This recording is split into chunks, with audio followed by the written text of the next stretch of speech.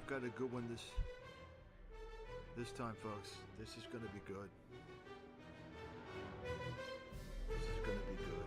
Just hold on. Hold on.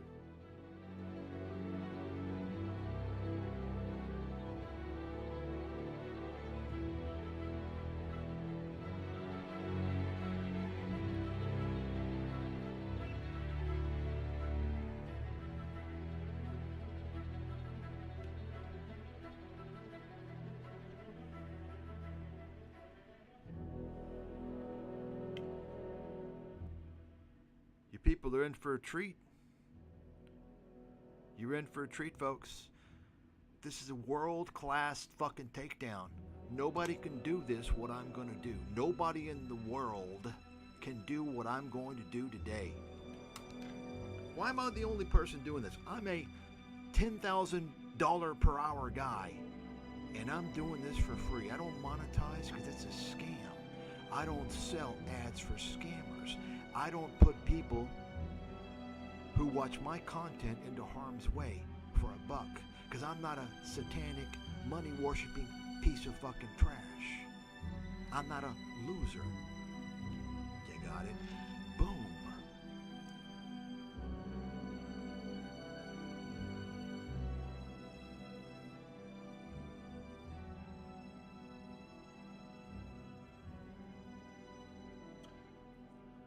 So you all are in for a treat today, because there's nobody in the world capable of truly dishing out the takedown I'm going to do. For many reasons, of course. First of all, you got to have somebody with my world-class expertise, because we're going to talk about economics here. We're going to talk about general and specific, and we're going to talk about specific economics in Vietnam, as well as the laws and many other things, right? And then, of course, obviously, folks, this is a sad, disgusting reality. And of course, you all know this all stems from these relocation scammers like Nomad Capitalist.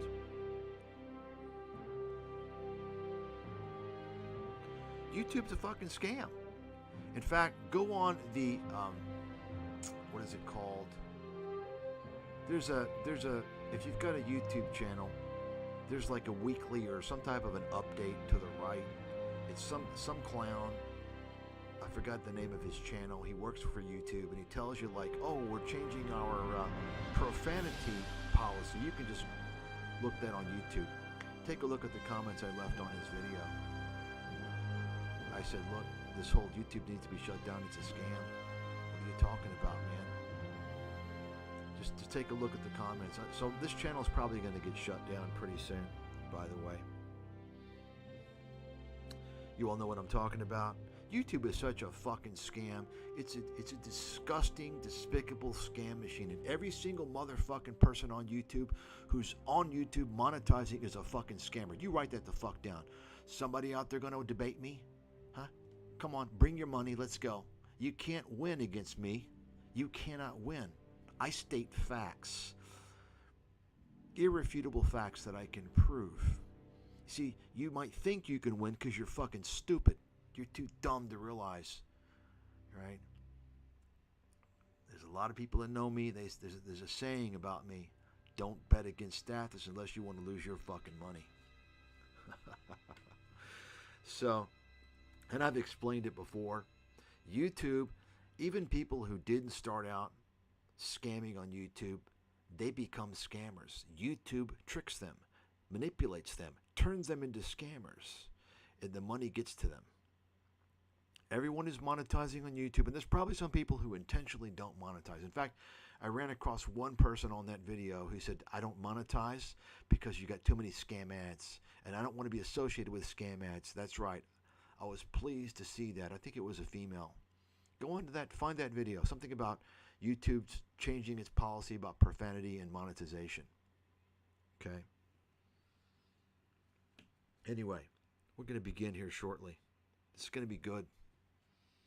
I have to do this. I just did a research webinar. I need to pack and prepare for an overseas trip here in a few hours, but I have to do this because I'm so livid. Now, I don't think our friend Evan, this guy here in the picture, is going to be here. I left a comment on his channel, on his video he just released a few minutes ago.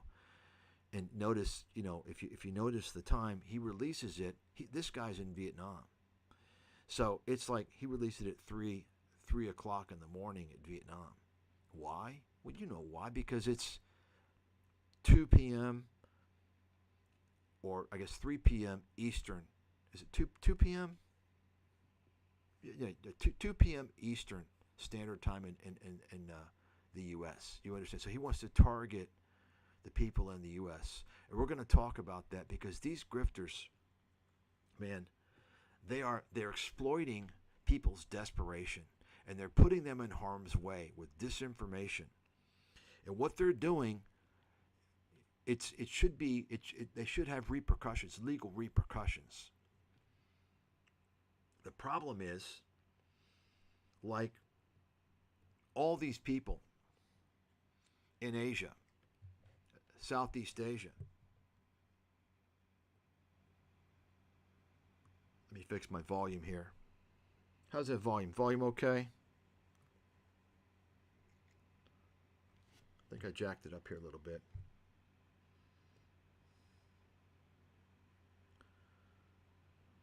I think it's better. A little better, right? I'm going to show you several people. I'm going to show you videos.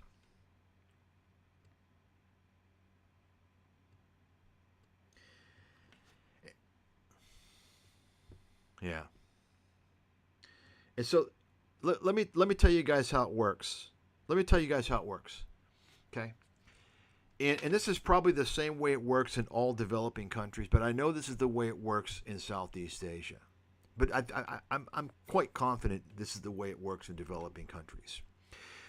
And this is why you see so many of these pieces of garbage, these losers from the West, they're failures, they move to developing countries. And they do that because they're failures, they're losers. And so what do? They look to scam foreigners. Because guess what? Foreigners got the money, number one. Number two, you're virtually protected by the local authorities. You know why? I'm not going to say always, but for the most part, you're virtually protected depending upon what we're talking about. Because the way the authorities see it, now I'm not going to speak of Vietnam. I think maybe in Vietnam it might be a little bit different just because it's a communist country, or should I say socialist republic. We're going to get to that here a little bit later. This relates to some fucking clown who I had to correct, and he deleted my comments because he was so humiliated that, he's ignorant, instead of saying, oh, okay.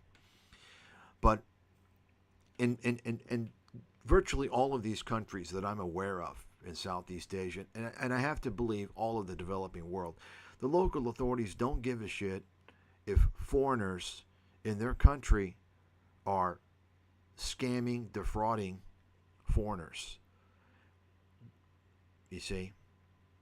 And, I guess for many reasons, there's jurisdiction issues potentially, there's, proving things and so on. But when it comes to the local people, oh no, you don't want to do that. So the foreigners target people in their country.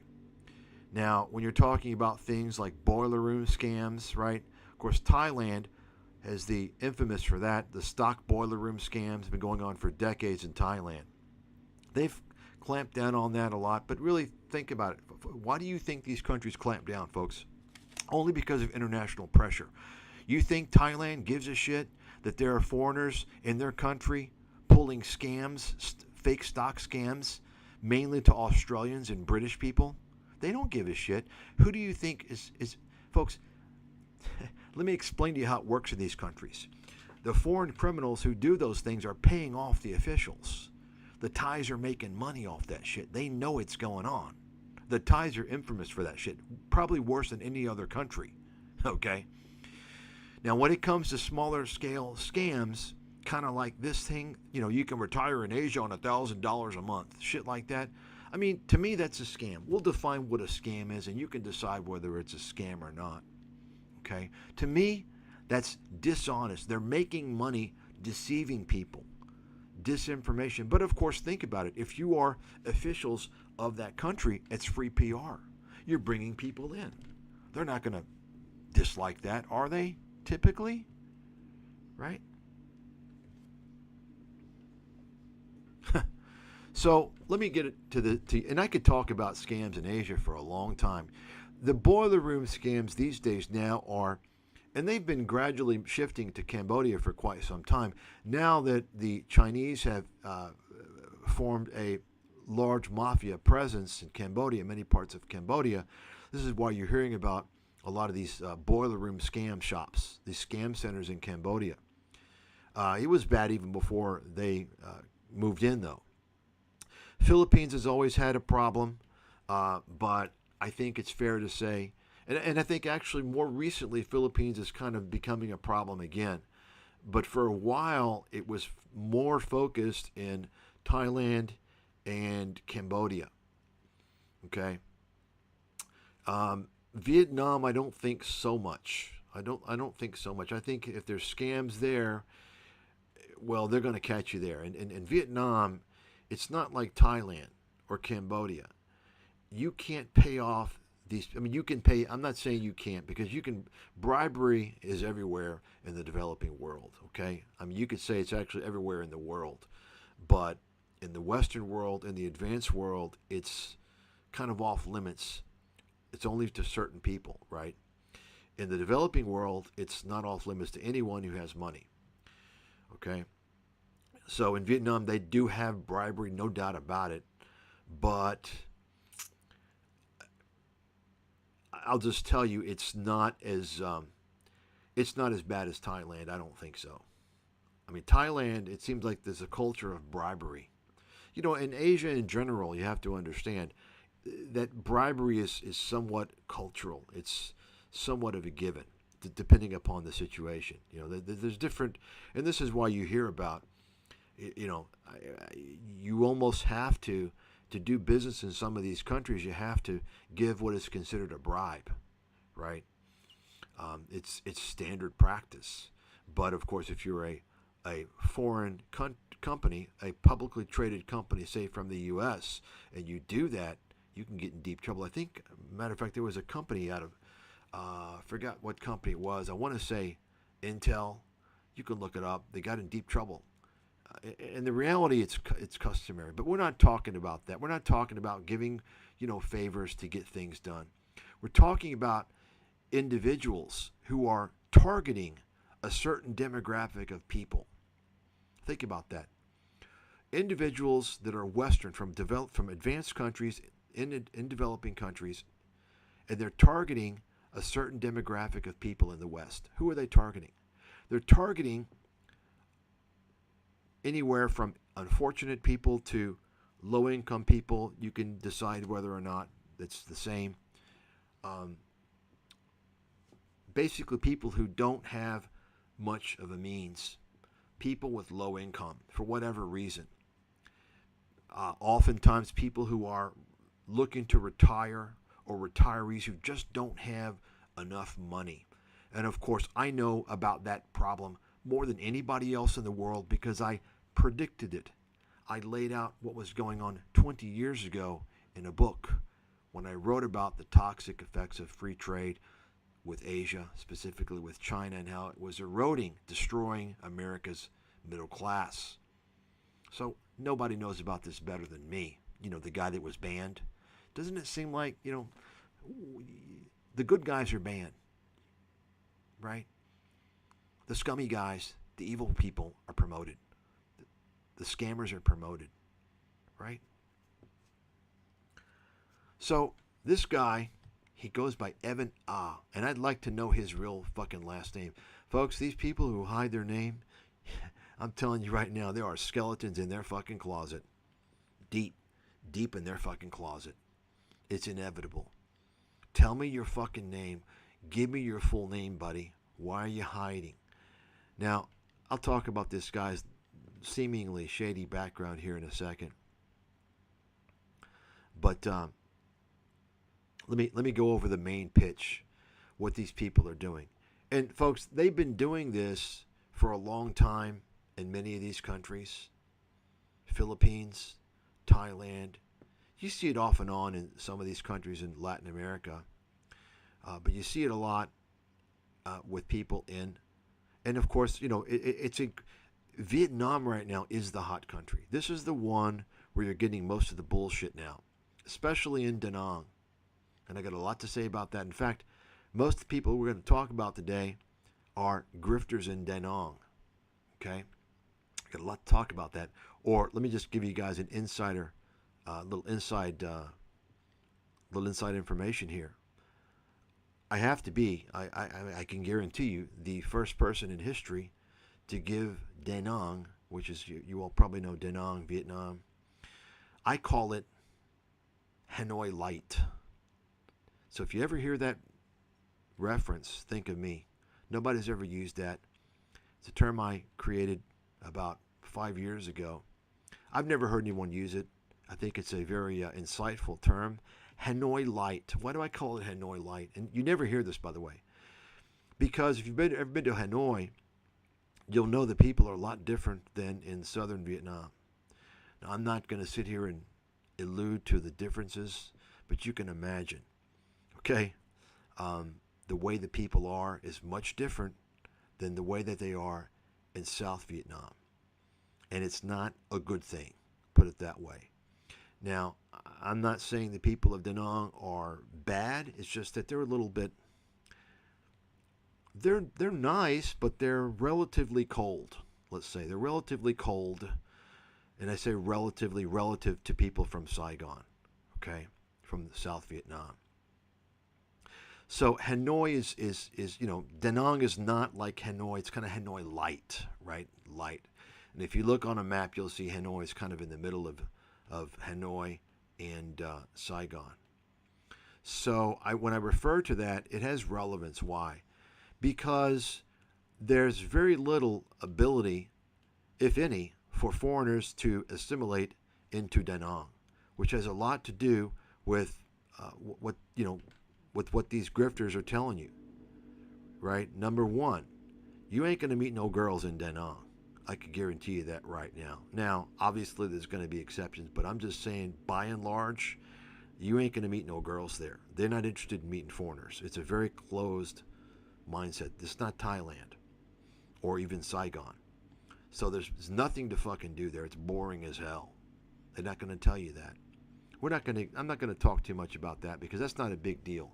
What I want to focus on are the lies and misinformation that really pertain, that are important for people to know. For instance, take a look at this. Retire.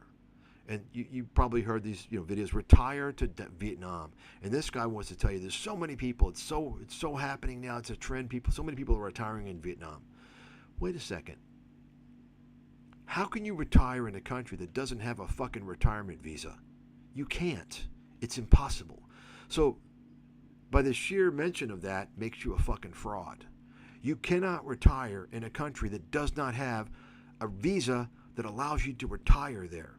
Thailand has a retirement visa. Many countries do. Some countries you don't need a visa to retire. It's very simple. Cambodia is very simple. Philippines, very simple. I think they have a retirement visa. It's very simple. Vietnam does not have a retirement visa. So what does that mean? That means you're a tourist. You're always going to be a tourist there. Okay? So you're going to have to do visa runs. I'll get into that a little bit later. Let me show you now. Let's move into some of the content here. I want you to hear how these con artists operate, some of the bullshit that they're saying. Okay? So let's take a look.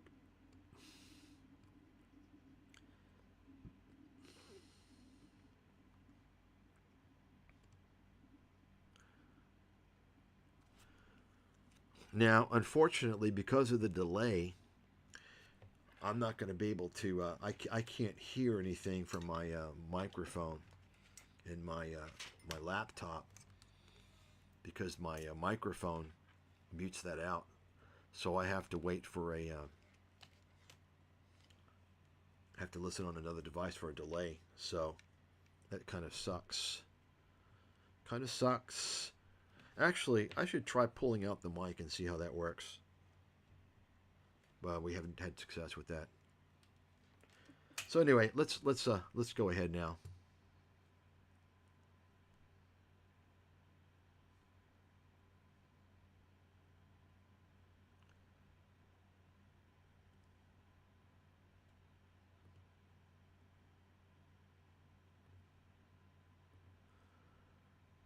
So here we are.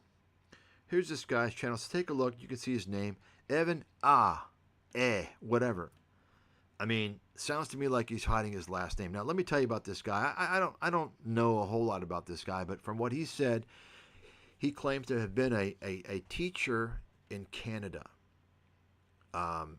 Undergrad degree in teaching. He spent time in Mexico. He's got tattoos all over his fucking body. Folks, I don't know about you guys, but let me just tell you something right now. If you see an adult with tattoos all over their fucking body, are you going to listen to what they have to say? No offense for you guys who have tattoos, but I'm sorry. I don't trust any judgment of anybody with people with tattoos. And they're going to say, well, what do you mean older people? How, young people have tattoos and they get older. Yeah, well, that just means that you had bad judgment as a youth and you were too broke to remove your tattoos. I will never take anybody seriously that's got tattoos on their fucking body. Okay?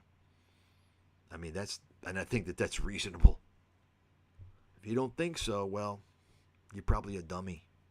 And I suggest having bare minimum. If I'm you, I wouldn't even be thinking about coming over here long term unless I have at least, but as far as budgets, bare minimums, especially in smaller towns, super comfortable, the $1,200 to $1,800 range, which is what most of you with Social Security will have. You're great. $1,800 is way more than enough for a single person to live very, very well in Vietnam today in any of the locations we talked about. So how to retire in Vietnam 2025. This is absolutely everything you need to know top to bottom. So if you think about retiring in Vietnam, and I suggest having bare minimum. If I'm you, I wouldn't even be thinking about coming over here long term unless I have at least, but as far as budgets, bare minimums, especially in smaller towns, super comfortable, the $1,200 to $1,800 range, which is what most of you with Social Security will have. You're great. $1,800 is way more than enough for a single person to live very, very well.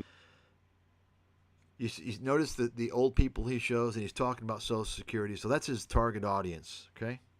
You need to know top to bottom. So if you think about retiring in Vietnam, you're not alone. Congrats. It's a beautiful beach paradise with an incredible cost of living and a lot of really enticing aspects, especially in a place like Da Nang. We're going to talk about cost of living here in Quy Nhon, or Vung Tau. Vietnam has quietly become one of the top spots for expat retirees around the world. Beautiful but beach there paradise. Are a few drawbacks still. So we're going to get into the good and the bad today. From property laws and visa options to dating, social life, and language barrier. Let's break it all down. And hey, if later on you want personalized advice, just reach out to me, get in touch, and I can basically tell you how I did it and help you make your own personal plan to relocate and get over here. Okay, Number one question I got in the comments, can foreigners buy property? Let's bust this myth right away.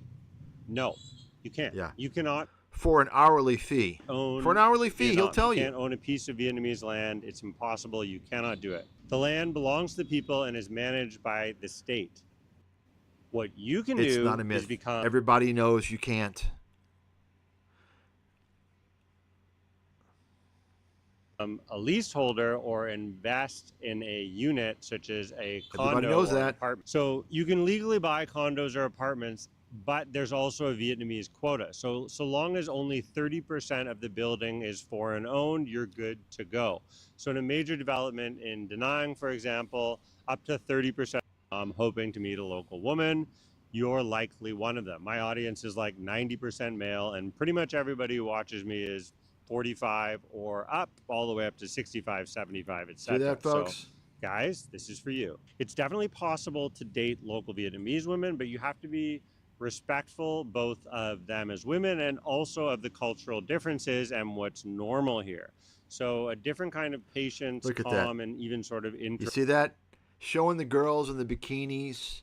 It basically saying, oh, yeah, you can meet folks. I'm telling you right now. Okay? I'm telling you right now. Da Nang, Vietnam, you ain't going to meet no girls. I mean, there's a slight chance, but I'm telling you, it's one of the worst places to meet girls in Asia. Da Nang, Vietnam, other than maybe Hanoi. Okay? Go to Saigon, okay, you can meet girls there. But Da Nang, no fucking way. They don't want nothing to do with you. I'm telling you right now. Okay? They're not even used to Western tourists. The Western tourism in Da Nang is only a recent trend. They don't care. I know that for a fact. That's first of all. So all these people he's trying to lure in there. Oh yeah, I'm going to get these girls in bikinis. Folks, if you see a Vietnamese girl that's like that, like you see her sitting on there in this bikini, and there's a good chance that she's a hooker, okay? Because Vietnamese women are actually very conservative, generally speaking. If they're not conservative, they're fucking hookers. So you say, okay, well, I want the hooker scene in Da Nang. Sorry, there's really not one. There's really not one, okay? You want that? You can go to Saigon. You can go to Thailand. You can go to the Philippines, whatever. So that's the first thing. There's nothing to do in Da Nang. Once you get over the, visit a few things, there's nothing to do there. It's boring as fuck. I'm telling you right now. But that's not even that important. What's most important is this. Because you hear this guy, he's trying to lure the Social Security people. He's trying to tell you, oh, you got $1,800, that's more than enough. That's not true, folks. It's not true. It's a complete fucking lie. Let me explain to you probably the most important thing of all these people that come out with these fake cost of living videos. And that's one of the biggest things now. It's actually the biggest thing in these travel vlogs. They're all fucking lying scumbags. Remember, folks, they're there to make money. They're there to sell you their courses. How to retire in the Philippines. How to do this. Buy my course, bro. Buy my book. Okay? They're all pieces of shit, disinfo, scammers. And what the fuck are they gonna? Who you think you're gonna argue with me, world class fucking expert? Yeah, okay. I'm not selling nothing. I don't monetize nothing. Okay. The first thing they're telling you is a complete lie.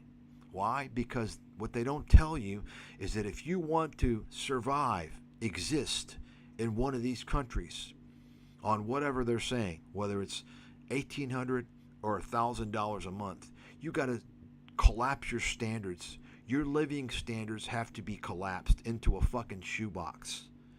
That's a fact. There's nowhere in the world, write this down, there's nowhere in the world where you can go and save money more than, say, 10, maybe 15%, with a couple of exceptions, which I'm going to tell you in here in a second. Remember, I'm a world-class economic analyst.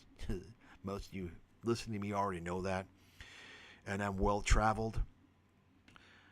You cannot go anywhere in the world and save more than 10 or 15% once you adjust for all of the variables. Now, there are some exceptions, of course. If you're talking about the very top, most extreme places, if you're coming from Luxembourg, if you're coming from Switzerland, right? Places like that. Okay. But then you can always argue, are the standards the same, right? Once you adjust for all the variables, I'm telling you right now, you're not going to save more than 10 or 15%. And you may not even save that. Why? Why do I say that? Well, because think about it for a second. How do you adjust when you're going from an advanced country to a developing country? You can adjust for condo size, right? I didn't even know what a fucking studio was until I went to Asia. I did not know what a studio was. I never heard the term. I never saw one. I didn't know people lived in one. It's very common in Asia because, Asia doesn't have a lot of space. There's a lot of people, right? And I'm not saying that's a bad thing. But what I'm saying is this. If you're telling me that, oh, I'm paying $3,000 a month for my rent in San Francisco versus, wow, you're only paying $500. First of all, answer me. Are you living in a one-room studio? Okay. Second of all, Compare the economic opportunities in San Francisco or any other major city versus the economic opportunities in any of these cities in Asia. The former has virtually unlimited economic opportunities. That means you have the ability to make massive sums of money, right? The latter, Asia, gives you virtually no economic opportunities. You understand?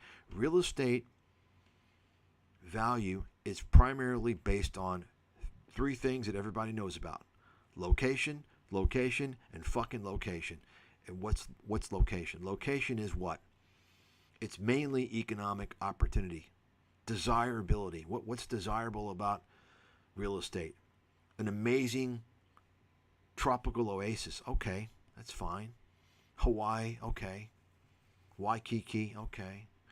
Also economic opportunity, mainly economic opportunity. You don't have that.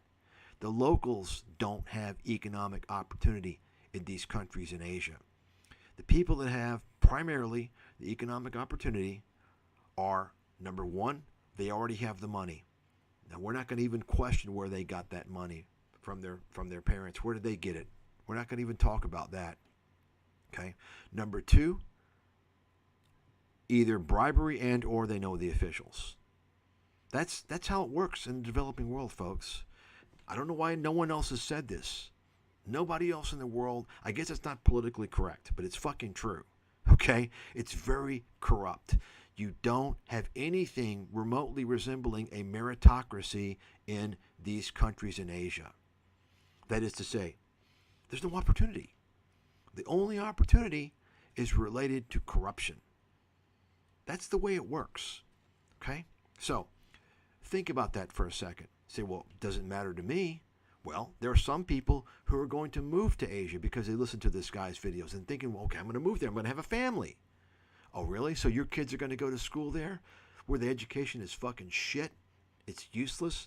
It's so terrible, which is why the locals are willing to pay anything they can, whatever they need to put their kids through international school, which costs anywhere from, on the low end, $30,000 to $50,000 per year per child, starting with kindergarten.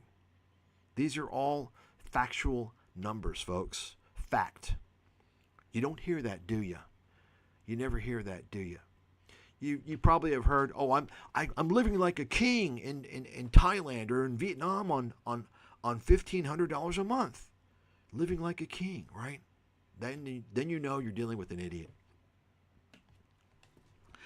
Next time you see some stupid comment like that, ask the person, oh, really? So since when does a king live in a fucking studio apartment or a one-bedroom apartment? You don't even have a car. I thought kings have not only cars, but very nice cars, right? You understand? Well, you want a nice car? In many of these countries, depending upon the country, you're going to pay anywhere from 200 to 350% tariffs. That's right. You want a Ford Mustang in Thailand? You're going to pay anywhere from $120,000 to $160,000 or $70,000. That's right. Look it up. That's right. Think about that. For a car that's, let's call it $35,000 to, let's say the premium Mustang is maybe $50,000 or $60,000, something like that. You're going to pay roughly 3 times the amount. And it's not just Thailand, folks. You're talking about most of these countries. I'm not going to say all because I don't know all for sure, but I would say probably all of them. Any type of premium car. And Mustang's not even a premium car. Okay? So, the fact is that these people are existing. They're not fucking living. They were living, many of them, probably most of them, were living higher standard in their country. They weren't living in a shoebox. They weren't living in a place where all of a sudden dogs are barking every fucking night at 3 a.m. and won't stop. Where roosters are waking you up at 5 a.m. and you can't do anything about it. You understand? There are little to no zoning laws in these countries. You can't call the police. You think the police are going to fucking give a shit? I mean, you're talking about countries where they have karaoke all fucking night. Okay, well, in Thailand they do. Vietnam, you can't do that past 10 p.m. for the most part. Okay? You understand what I'm talking about, folks? When you adjust for all the variables, size, quality, quantity, many other things, there ain't no fucking bargains.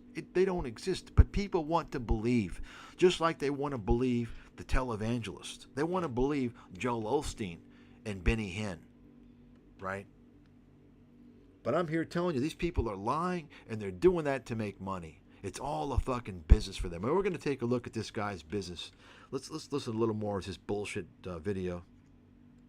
Perversion is probably going to be expected.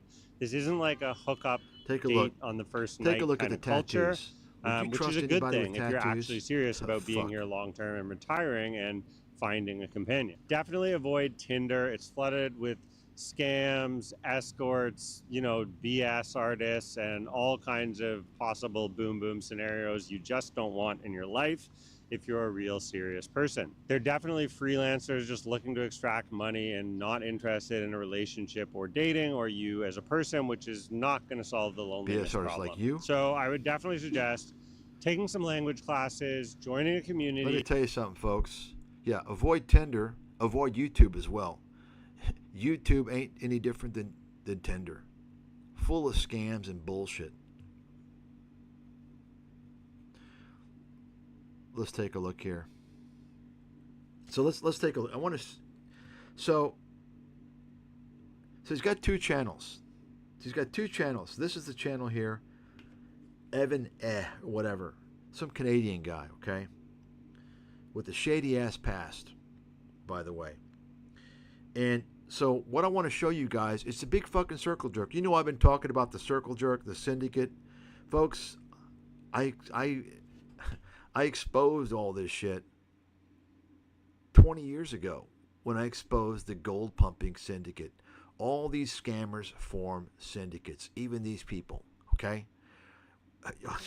It's the circle jerk. So you're going to see this guy, he's going to interview his colleagues, people that are pulling the same fucking stunt. And in some cases, you're talking about people that weren't doing that and they learned from him, okay? So we'll go through here like this guy. I don't know this guy, maybe he's going to start maybe he's going to start doing his grifting, right? This guy, this black guy, I'm not sure if he's done it yet. Notice the clickbait, the girls in the bikinis and shit, right? This guy, we'll go over this guy. This guy is a Thailand guy. Another Canadian, and this is a guy, you see with the glasses? This guy is so pathetic. He opened a bar in Chiang Mai, Thailand, and he failed. Okay, he failed. And so he opened another bar, and this time he's using YouTube to get customers. And he's actually, on his channel, he actually charges money. He was telling you, I can show you how to open a bar. He's virtually doesn't have any experience. His bar failed in less than a year, okay? And now he's charging people to give them experience on how to open a bar, in addition to trying to get people to come to his bar. I mean, this is but folks, but you have these type of stupid people on YouTube that are going to fall for this shit. So I'm saying, YouTube, it's the dumbest audience in the world. We'll go over this guy here a little bit later if I remember to. If not, we'll go over him in the future.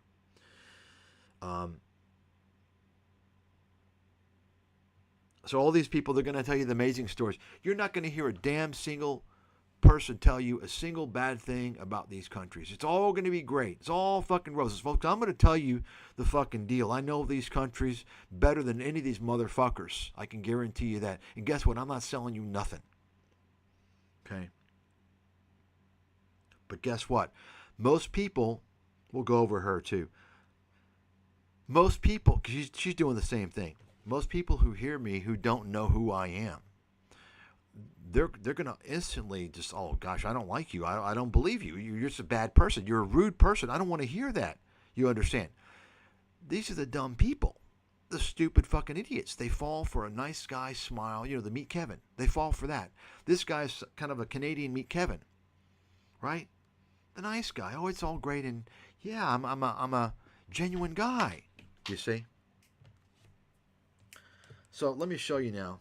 We got a lot to. I need to move it on here because we got a lot more people to go over here. Let's take a look at it. So he just released this video. He just released this video before I started this. I guess now it's been an hour. He wants to sell you his merch. You see that? Let's take a look. Here you go. Yeah, you're running a major grift, selling disinfo to desperate, naive people looking for an escape route. Totally scamming. Join my stream while I expose you and the other grifters in Vietnam, starting in about 15 minutes. Are you here, Evan? Are you here, Evan? Come on. Come on, Evan. Don't be shy. Don't be shy.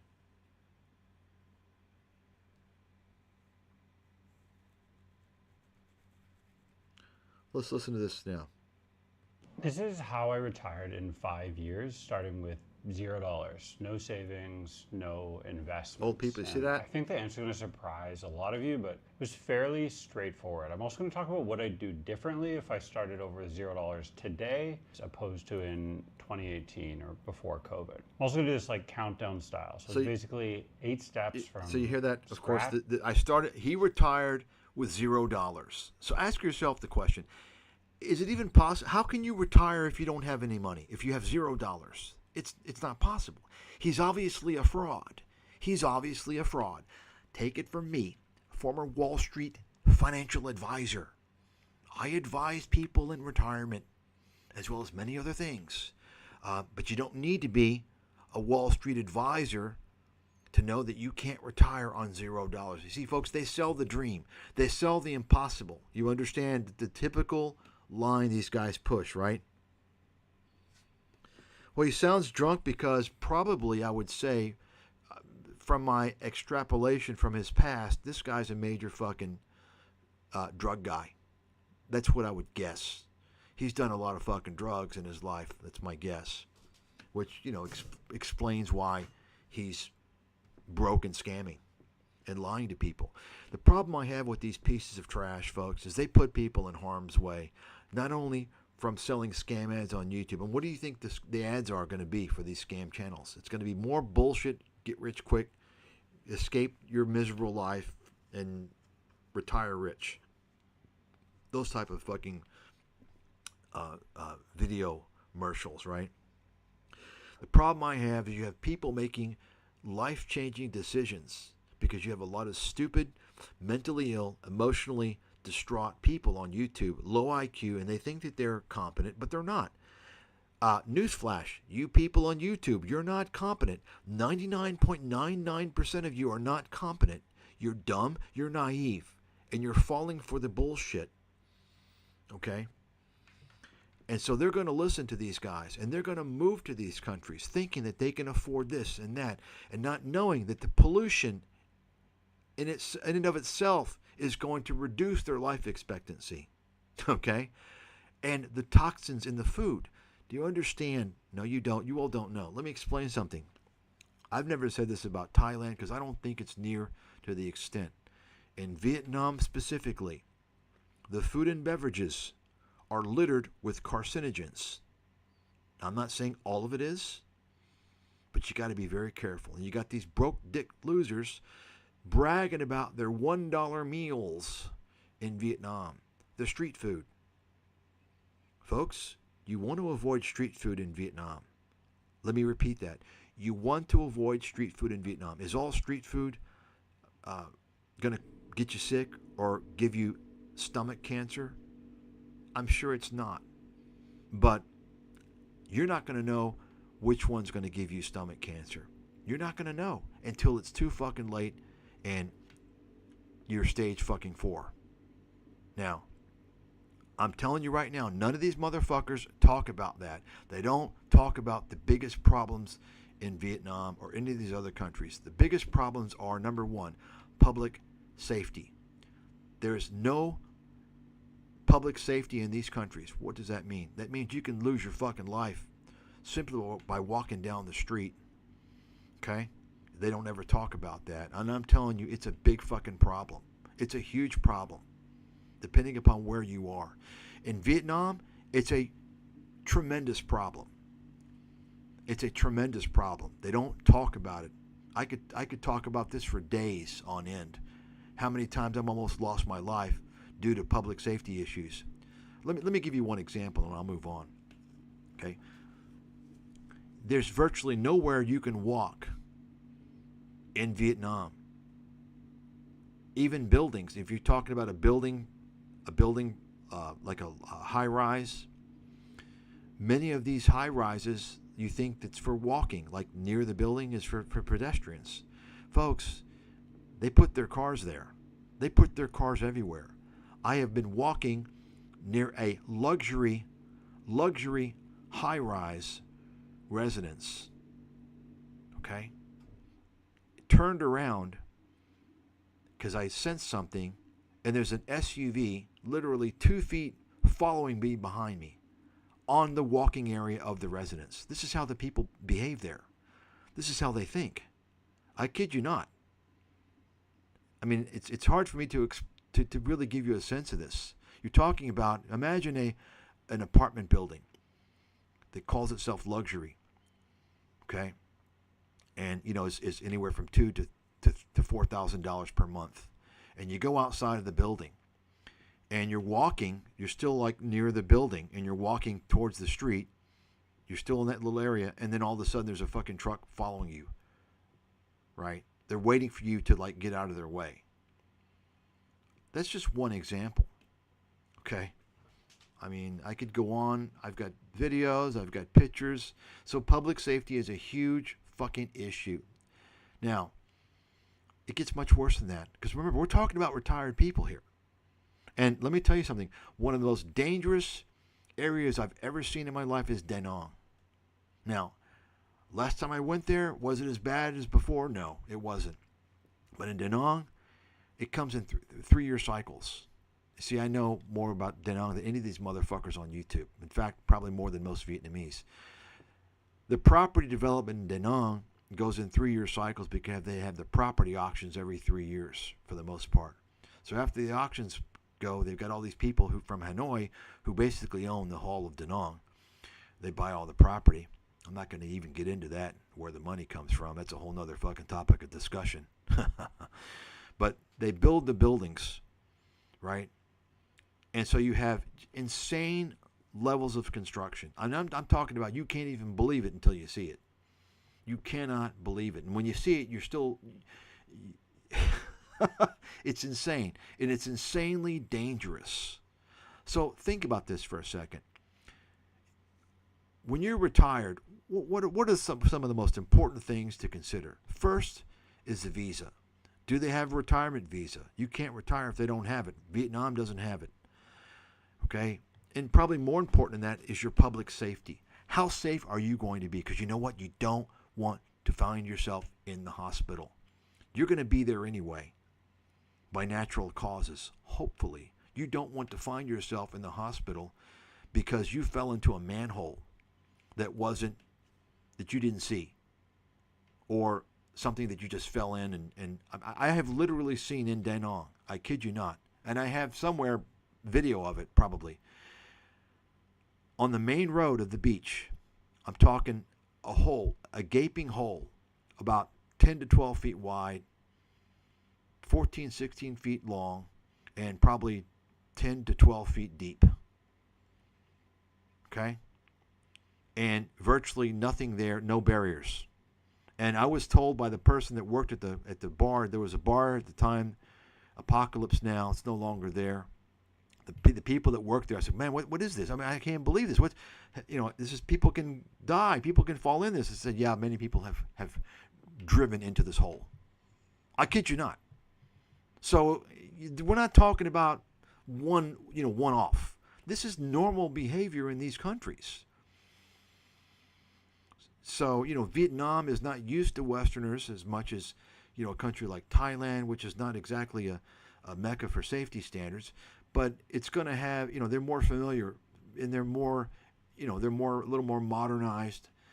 The safety in all these countries is fucked. If it's a developing country, the safety is shit. That's just fact. You can write that down. Okay? So think about this for a second. Think about this. You're retirement age, and you're risking yourself walking Well, I shouldn't say on the sidewalk because most of these places don't have sidewalks most of the time. Folks, I swear to God, in many places in Asia, and we'll just focus on Da Nang. I kid you not, I have video footage of women on streets in Da Nang, and I made sure and videoed it because I couldn't believe it. I wanted to show people. They have children in their baby carriage, and they're pushing their baby carriage on the street. You know why? Because the sidewalks are either filled with gravel and construction material and debris or motorbikes. So it's very common to have to walk in the street, in the busy streets of Da Nang. I mean, that's pretty much how it is everywhere in Vietnam, by the way. Okay? And it's also very common in many places in Thailand, by the way. But in Vietnam, I mean, you see this all the time.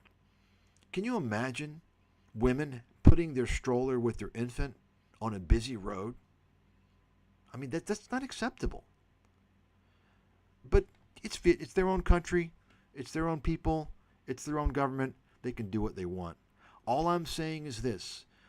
People need to know, Westerners need to know the reality before they make these decisions. Okay? These people are putting their sheep in harm's way to make a buck. These are, folks, the examples are endless that I could talk about. So think about this. You're walking down the street and you trip. You think that there's not any way for you to trip? I mean, can you imagine you're in a developing country?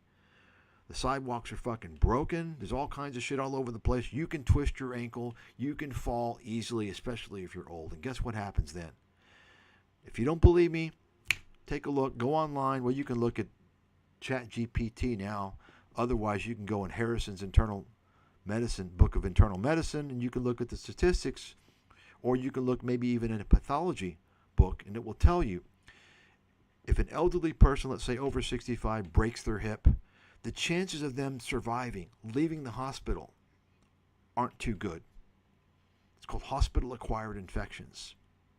You see, most people who break their hip over a certain age, I would say over 65, they don't leave the hospital other than in a body bag.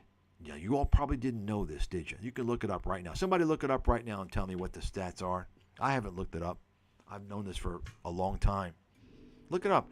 Hospital-acquired infections. Okay, so you don't want to be in any hospital unless you really have to be. Because, if you break your hip, you're going to be in the hospital for quite some time. The longer you're in a hospital, the greater the chance you have. Because you can imagine hospitals they cultivate pathogens, right? The longer you're there, the greater the chance you have of developing some type of viral or bacterial infection. Why do you think many people, I'm not going to say most, although I think probably most people, most elderly, depending upon the age, you've probably heard they die of pneumonia. Have you heard that? Anybody heard that before? Yes, no? Anybody? Why do you think they die of pneumonia? Because they got the fucking infection in the hospital. Did you all know that? So, now let's talk about healthcare, medical care in Vietnam. Because all these guys, including this guy, we're going to go over many other people, by the way. I'm going to give you the background. We're going to have many other people. And I'm going to show you his grift here in a second. They're telling you that Vietnam healthcare is great. Oh, it's really good. You hear this about Thailand too. Folks, I've got experience in all these healthcare systems, and I'm a healthcare expert. Some of you know that. I'm an expert in healthcare. Let me tell you something right now. The healthcare in Vietnam is scary. It's scary bad. Okay? Now, if you need a blood test, you need a CT scan, it's great. It's super. It's affordable, it's accessible, that's great. But if you need something serious, you don't want to be in a hospital there. Let me give you a little story here, a true story, what happened to me. I had to get a screen. See, in Vietnam, whenever you're working, they will you have to go to the doctor. Everybody in Vietnam, they've got to get, for their work permit, they got to get a doctor's examination. Okay, health examination. Basic. It's very basic. Okay. So I had a work visa in Vietnam. I'm not going to mention what it was for or whatever. But they found some gallstones. You all know what a gallstone is, right? Everybody know what a gallstone is? So I had some. So they said, "Oh, well, you got some gallstones." Said, "Well, you don't have to go, but if you want, you can go to a specialist." So I was like, "Okay, yeah, I want to go." So I went to a specialist. So it's going to be, some internal medicine guy. I don't know exactly, some GI guy, right?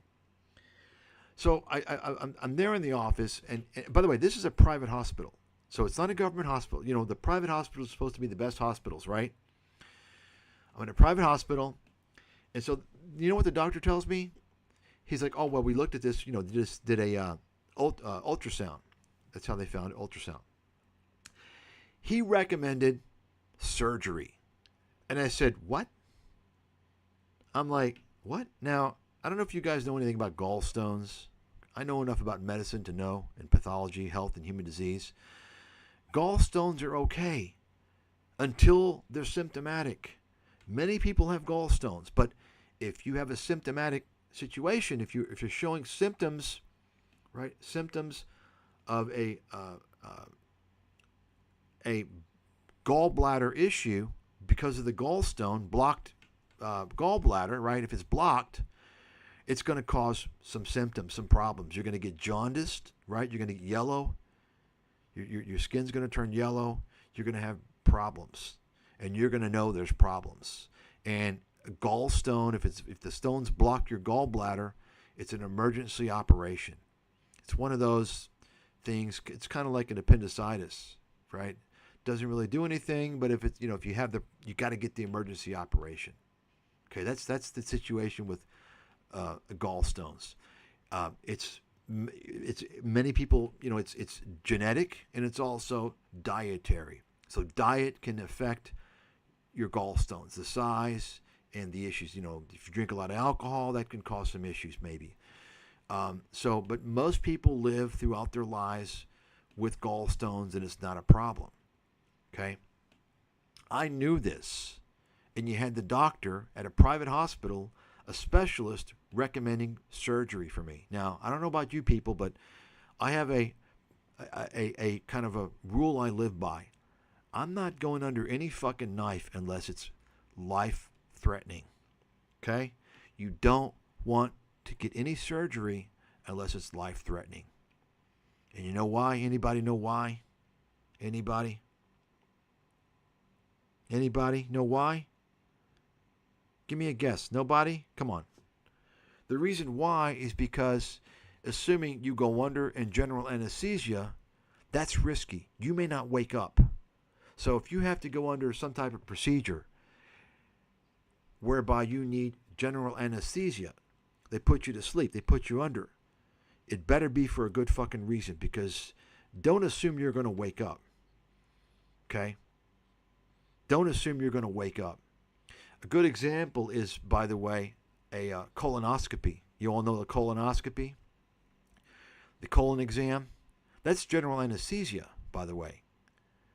So I actually was in a Bhumengrad, supposedly the best hospital in Thailand, one of the best international hospitals in the world. That's a whole other topic of discussion.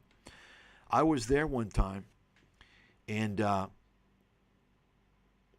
was asking about that, and the guy's like, "Oh yeah, we use general anesthesia," and I said, "Oh, okay." I said, "I don't want to do that. You can do it without general. They can do local, but it's supposedly pretty uncomfortable and not so great." But I said, "So by the way, what anesthetic do you all use for this procedure?" He said, "Propofol." I said, "What? Excuse me?" I said, that was the same anesthetic that Michael Jackson died of, by the way. Okay? Anyway, so that's why I don't go under any type of surgical procedure unless it's absolutely life-threatening. Okay? So this guy wanted me to go and get a gallbladder operation. And I'm like, no, that's ridiculous. I knew that was ridiculous. And in fact, that was when I went to Bhumengrad Hospital in Bangkok. Okay, I went there for a second opinion, and the guy says, "No, you don't need a." He says, "You don't need that." He says, "Look, if it's a problem, you'll have like 2 or 3 days. You can fly back here. It's not a big deal." Okay, so I'm telling you all this story to give you an example. And by the way, not to say that Thailand medical is like super, because all these guys say it's amazing. I have been told, I don't know firsthand, I have been told by Thais that it's not unheard of for Thais to buy their medical degree. Folks, you're talking about the fucking developing world. No rule of law. Do you understand what that means? What you're used to in your advanced country is very different mode of operation in these other countries. Things you take for granted are at best luxuries and sometimes don't exist in these countries. Okay? So think about that. You have a person, a specialist, advising me without any symptoms of a blocked gallbladder to get gallbladder surgery. Gallstones. Remove my galls. Can you believe that? Can you believe that shit? Okay. So anybody that says Vietnamese, and I have other experiences in the hospital system in Vietnam, and I have been to virtually only private hospitals, and I can tell you they're all shit. Okay? They're all fucking shit. In fact, maybe the most positive experience I had was at a government hospital. But let me tell you something about that, by the way. Okay. Imagine a hospital, and this is Vietnam. Imagine a hospital that you go to, and you're in the you're waiting. You're actually kind of there. I can't recall if I was giving the blood or waiting for results. I think I was giving the blood. And this is kind of the area where there's kind of the laboratory. They're taking my blood. There's kind of stuff going on there. And it's right next to, it's right inside the hospital. Imagine you're there.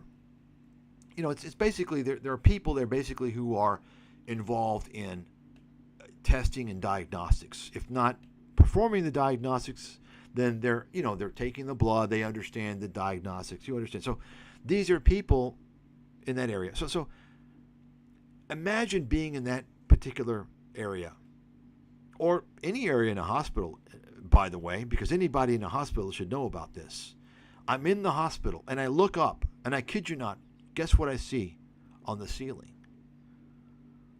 Fucking mold all over the place, and I can't fucking believe it. Mold, and I'm not talking about a speck. There's fucking mold like caked on a good part of the ceiling of this room where I'm giving my blood for fucking lab in a hospital. Mold. Okay? Think about that. Now, I can tell you this. By and large, many people in Asia, especially Southeast Asia, do not understand, do not know what mold is, or they don't understand that it's a living organism and it can cause disease. Okay? They have mold in a lot of these places in Asia.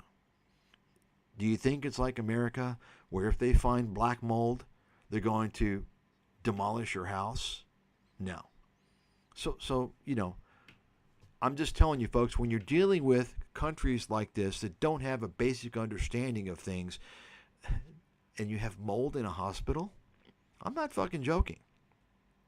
Okay? Think about that for a second. And you have people saying that the medical care is great in Vietnam. They're fucking liars. And I say, look, you can say, well, they're just ignorant. You're selling a dream to people who don't have money, and you're putting their life in harm's way. And they're focusing on the retirees. You know why? Because the retirees are the ones with the limited income. So they're the ones with the $1,500 a month, the $1,800 a month, that they can sell that dream, their cost of living bullshit. And folks, let me tell you one thing right now. The last type of person that needs to go to a developing country is the person that doesn't have a lot of money. You are the last person that should be in a developing country. The people that go to a developing country need to have a good amount of money. You know why? Anybody know why? Anybody know why?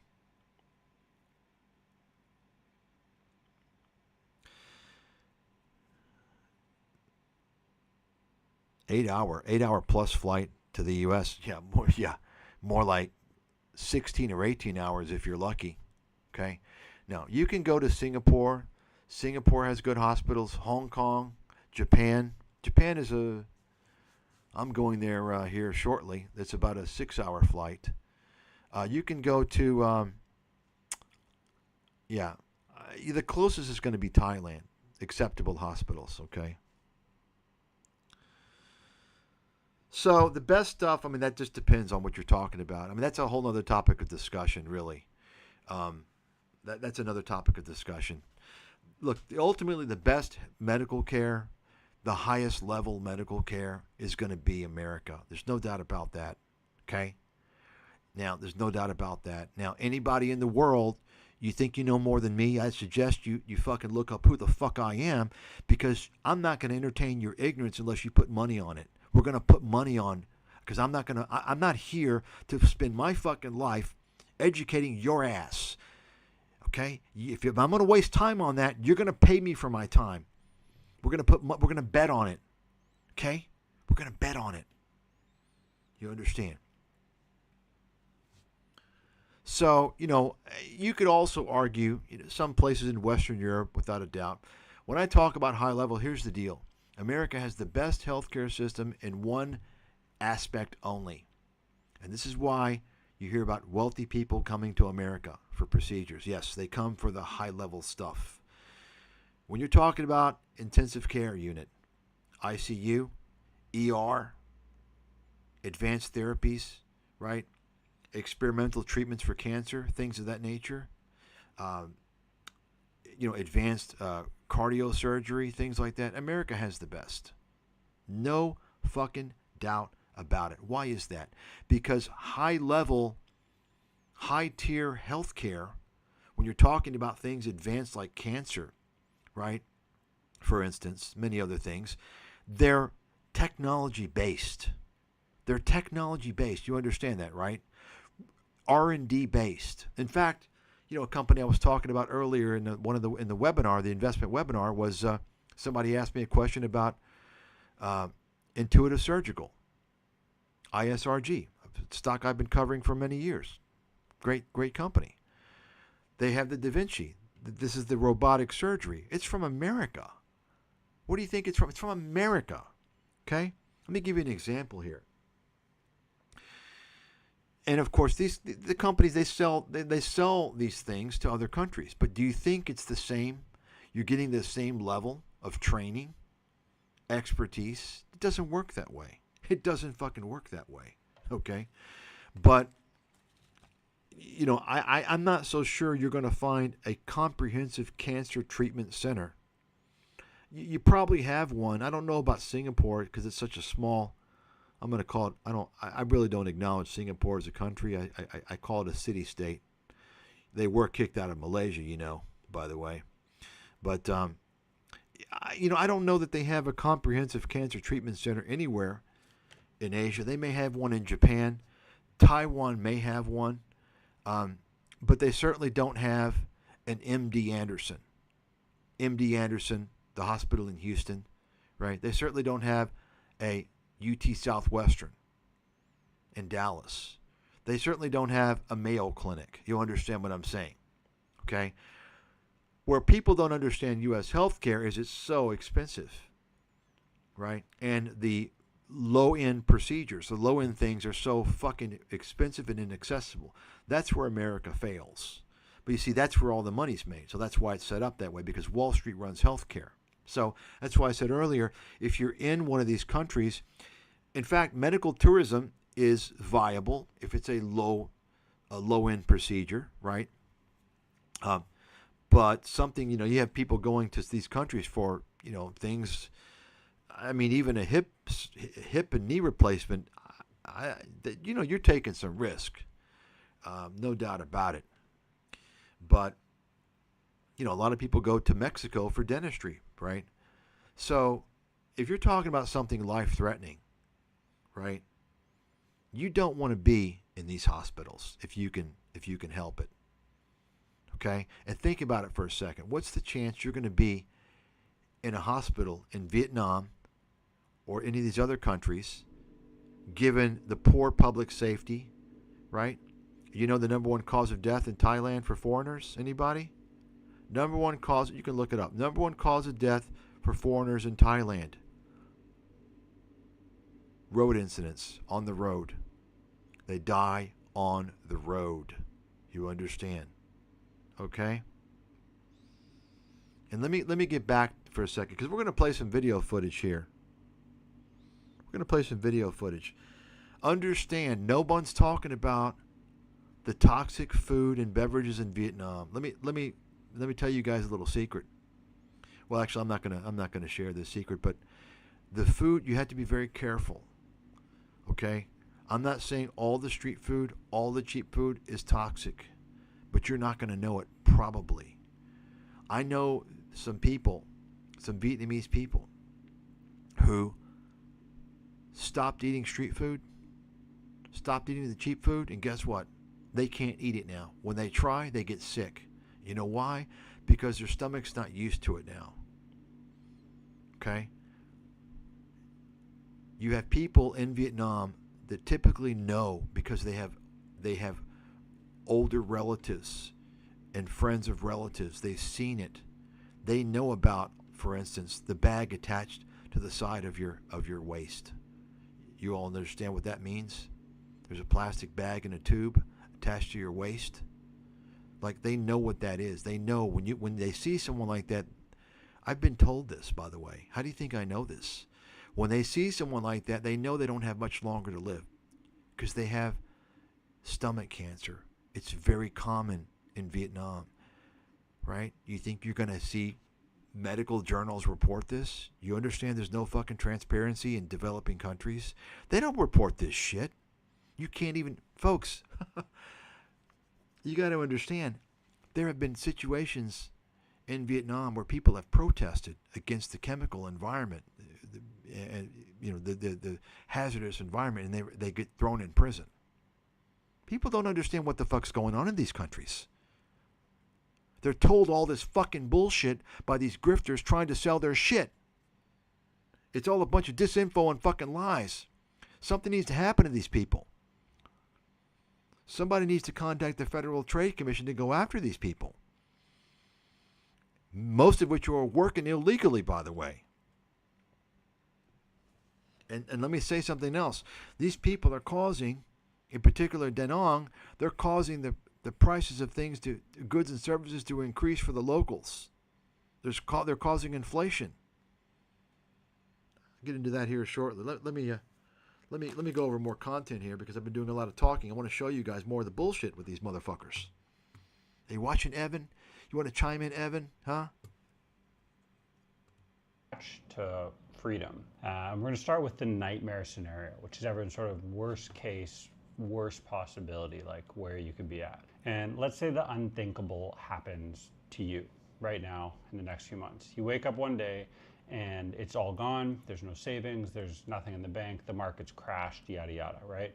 The house, the job, the 401k, who knows? Maybe even your hairline, hopefully not your health. You've got $0 in the bank, zero assets, zero passive income, and no one's calling you back for that middle management gig that used to feel like a sure thing when you were in your early 40s. Your late 40s, maybe 50s, divorced, and the last time you updated your resume, you still had a Hotmail going. It's not a great situation. Let's put it simply. Welcome to square one. So you hear this what guy? would you do? Or can you believe this horse shit? I mean, does he sound any different than these gold pumpers? These economic doomsayers? You hear this? You hear the fear, the panic? Everything is gone. What are you going to do? Can you believe this? Folks, let me tell you, before I continue, let me just go ahead, and hopefully I'll say this more than once. Earlier I said, look, the last thing you want to do if you don't have a good amount of money is to relocate to a developing country. You know why? You know why? Because, folks, if you're broke, if something happens, anything can happen to you. Something happens to your money or anything, your ability to earn money, your ability to receive money in a foreign country. Guess what? Where's your friends and family? You got no social support network there. Zero. You had that back in your own country, number one. Number two, if you're broke and you're from the West, Big Brother takes care of you. Daddy takes care of you. The government fucking takes care of you. I don't understand why anybody worried about their low Social Security budget would worry. They qualify for welfare. They're going to get free housing. They're going to get free health care. They're going to get free food. Anybody in America? I don't want to sound kind of like I'm pointing towards a particular race, but if anybody in America, if you've been to the grocery store before, have you ever seen some of these females there of a certain particular race? And they're always morbidly obese, but guess what? Their fucking grocery basket is overloaded. Over fucking loaded. And you're in line and you notice they're paying with their fucking their electronic food stamp, whatever they call it now. And I'm thinking like, Jesus Christ, they're feeding these people pretty damn good that are on welfare. Right? You understand? Folks, the bottom line is this. If you don't have enough money, you qualify for welfare. I mean, I see how generous it is in America. It's more generous in Europe. Are you kidding me? Right? Think about that. You all do know that, right? I mean, this is the amazing thing to me. Anyway. Or what would I do in this case? Because here's the cold, hard truth of the matter. 44% of Americans aged 55 to 64 have no retirement savings. This is real life. Social Security pays less than rent in Kansas City. Eggs are about $7 a dozen. A mechanic is going to charge you $180 to $200 just to spit at your car. It's a rough situation for a lot of people. And retirement isn't a milestone anymore. It's a pipe dream for most of us. And it certainly was for... Doesn't matter. You get welfare, stoner, grifter. You get welfare. You get Medicaid. You get Section 8 housing. You get food stamps. You got it? That's what you get if you don't have the money. Okay? And I don't know what the current cutoff is for a single person. You guys can look it up. Somebody look it up and tell me. My guess is going to be 24 grand a year for a single person. Somebody tell me what it is. Look at the limit, the poverty limit in America for a single person in 2025. What is it? Anybody? Come on, tell me what it is. Come on. What is it? What's the cutoff? Folks, if you're only making $2,000 in Social Security and that's all your retirement, that means you qualify probably for welfare. Okay? If you're a couple and you only have $2,000 for Social Security for retirement, you qualify for welfare, definitely. You're getting food for free. You're getting your medical for free. You're getting housing subsidies. Guess what? You don't get that in a developing country. You don't get that in Vietnam. Somebody going to tell me? You lazy motherfuckers going to look it up or what? What is the cutoff? Okay, 14. Oh, damn, it's that low. Jesus Christ. Maybe it's 24 for a couple, right? For a couple. The problem is that these people are selling the misery of living in America on low Social Security. They don't have anything else. So they're telling you, come to Vietnam. Come to Da Nang, Vietnam. Come to Thailand. You can live like a king on $1,500 a month. No, you can't. That's a fucking lie. That's a fucking lie. Okay? For me until I basically changed my whole life around. Remember, folks, most important thing, if you're retiring somewhere, is you want to know about how good the health care is. Okay? You're not going to have a problem in America as a retiree accessing health care. You've got Medicare. That covers the majority of what you need. Okay? You're not going to have a problem. And you're talking about overall, in terms of quality of care, clearly across the board, we're counting, the high-end stuff as well as the lower-end stuff. You're talking about a top healthcare system. The problem is obviously the expense, the cost. But guess what? The cost is not as big of a factor if you're retired. Okay? It's not a big of a factor. What you care about when you're retired is how long you're going to fucking live. And that depends to a large amount on the quality of the hospitals. And the hospitals in Vietnam are shit. I've been to the best hospitals in Vietnam, and I'm telling you right now, they're shit. Many of the people are incompetent. I'm telling you right now. Okay? So think about that for a second. I was in the exact same boat before I left it all behind and moved to Southeast Asia. But here's the flip side. If I had to start over again, and I already did once at 36, this time around I wouldn't play defense. I wouldn't be so tentative. I would go direct on offense and be proactive. So here it is. Let's dive into the steps. $0 start, 5-year plan, no BS. Can you please just hear me out? No, all work management platforms are the same. They take forever to learn, and in the end, nobody uses them. Monday.com is the one you'll actually love to use. It lets you set up your workflows yourself. No admin, no long approval process. You're in charge. I don't have time to set up workflows. No crypto dreams, just a practical roadmap to opt in and basically live free or die trying no matter where it. So you hear that, folks? You hear that? He's going to give you the blueprint, $0, retire with no money. Folks, this guy is an absolute fraud and scammer. And I hope you guys contact the authorities, the Federal Trade Commission, the Canadian authorities. This guy is a total fucking scammer. He's going to tell you the blueprint. You know what blueprint means, right? It's kind of like implies, well, you just follow the blueprint. You can do it. $0 and you can retire in Vietnam. That fucking fraud. Takes you. By the way, I'm Evan A. I'm retired early in Vietnam. The first step, number 8, is to get the hell out of Dodge. Geo-arbitrage isn't travel. It's like an economic protection. It's a self-defense mechanism to save. So now here's the whole thing. These guys, they're bringing it up more and more.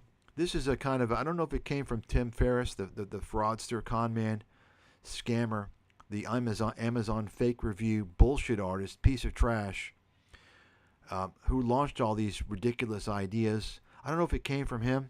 It may have. But they use this geo-arbitrage. I'm using the advantage of arbitrage. Hey, dildo. That's a financial term. Shut the fuck up and stop misusing it, you stupid idiot. There's no fucking geo-arbitrage. That's a lie. That's a fraud. Says me, Mike Stathis, world-class economic and investment analyst. Maybe the best in the world, ever, according to ChatGPT. Okay? There's no such thing. It doesn't fucking exist. Once you adjust for all the variables, it doesn't exist. You got it? But that's what these frauds want to tell you. They want to tell you you can get more out of your money, but in the reality, you're going to be living in a studio.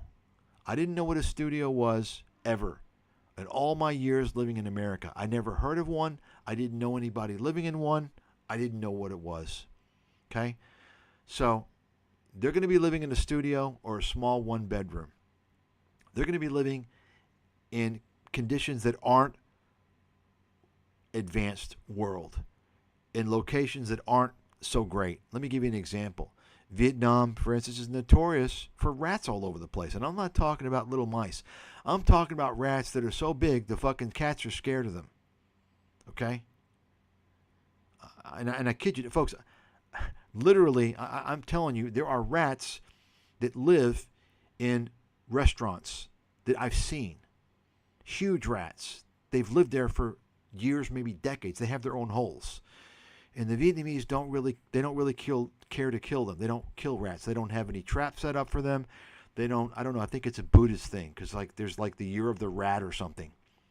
I mean, do you understand? You're eating at places restaurants, and all these street food, the carts, they're all in the carts. I've seen them.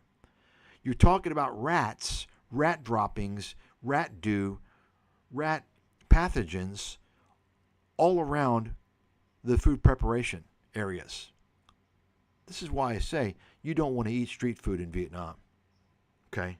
Do you hear about that? Have you ever heard anybody talk about that? No. No. They don't talk about that. Why?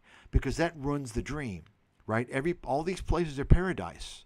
Philippines, paradise. Vietnam, paradise. Thailand, paradise. Oh, really? Paradise? Is that why millions of people from these countries for years and years, decades and decades have risked their lives to get the fuck out and to go to where you're trying to leave from, the advanced world? Ask yourself why that is. Maybe you're seeing a bullshit version of these countries. Now, these countries have great things about them, right? But you're not getting the full picture at all. You're getting a bullshit version, a complete bullshit version. Why? Because they're trying to sell your ass their courses. We'll see this. We'll see what this guy's selling here in a second. Let's go ahead and listen to more of his bullshit. Remember, he's setting it up. He's getting into your mind, setting up the scenario. Everything goes bad. You lose money in the stock market. You don't have passive income. Freedom. You want freedom. So you go to a communist country, right? This guy's a dangerous piece of fucking trash. Really. I mean, it makes me fucking sick.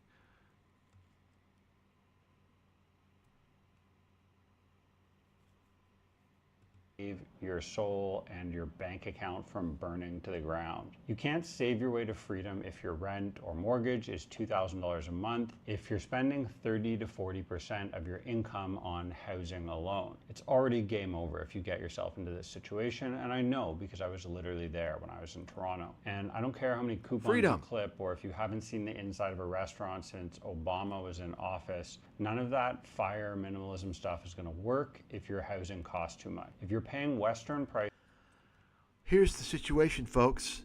If you're spending 40 to 50% of your income on housing, number one, I don't know, the bank doesn't allow that. They're not going to give you a mortgage, first of all, if that's the ratio. Now, for whatever reason, that turns out being the ratio, your situation changes. Guess what? You got to change. You got to improve your situation, or you got to scale down. That's how it works in the normal world with sane, reasonably intelligent people. Do you understand? But he's giving you this nightmare scenario where you can't escape, but he's got the escape for you. He's going to tell you how you can retire in Vietnam with no money. Let's listen to more of his bullshit.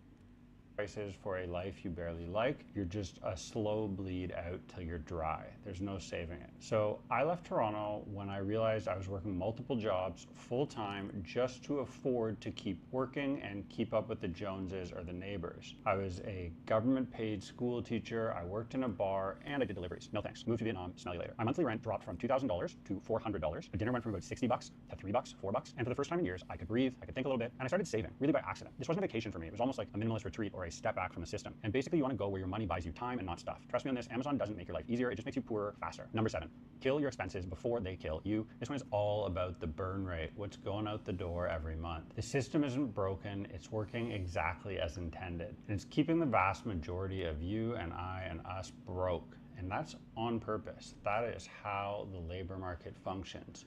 That's still possible. Viagra and Cialis, they increase blood flow down there. That's why you can physically perform it, but they do nothing. For a lot of us, if we choose to live abroad, you have to be proactive about it. This decision isn't going to happen for you. 6. So I'm not gonna play more of this shit. I'm gonna show you now what this guy's up to a little more, and we're gonna show you what he's pitching. Okay, so you can see all this bullshit here. And of course, he's got all the... Now, take a look at all the affiliate links here. I'm going to go over this guy. I wasn't planning on going Ninja Teacher. I know this guy very well. I know his whole fucking shtick. I wasn't going to go over this guy. Folks, all these... I'll go over him at some point. I know the whole fucking shebang with these motherfuckers, okay? The whole fucking shebang. And I'm going to go over the Thai motherfuckers too. Or I should say the foreign expats living in Thailand. Okay? Notice they're pitching all this bullshit. Remember, folks, affiliate links are scams. Okay? Yeah, he tells you Tinder's a scam. Guess why? Because probably Tinder doesn't have affiliate links, but Cupid does. I mean, it's the same bullshit. Fucking, what a piece of shit. See if there's anybody else.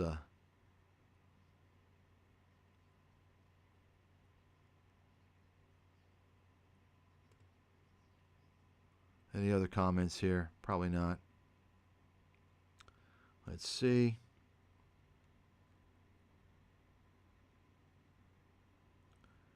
I'm probably going to just cut this, do this guy and then cut to another one and do each person. Give them their own fucking stream. Look at this. Oh, man. Oh, man, you're definitely speaking the truth serum.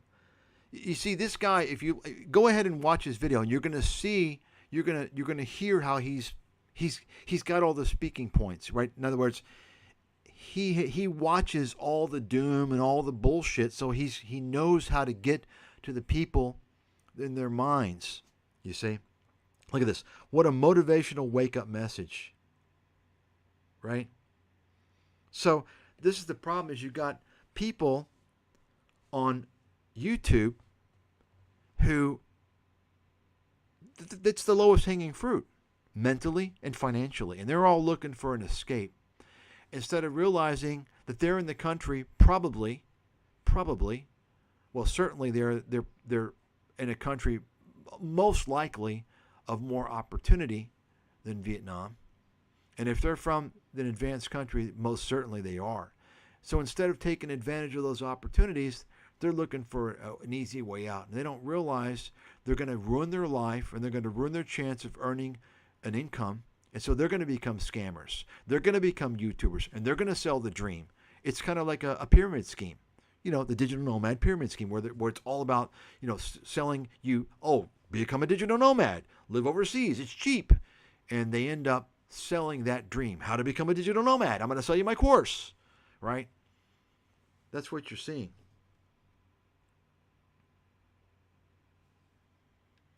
You see that? So this guy, this is how stupid people are. This guy's a fucking idiot.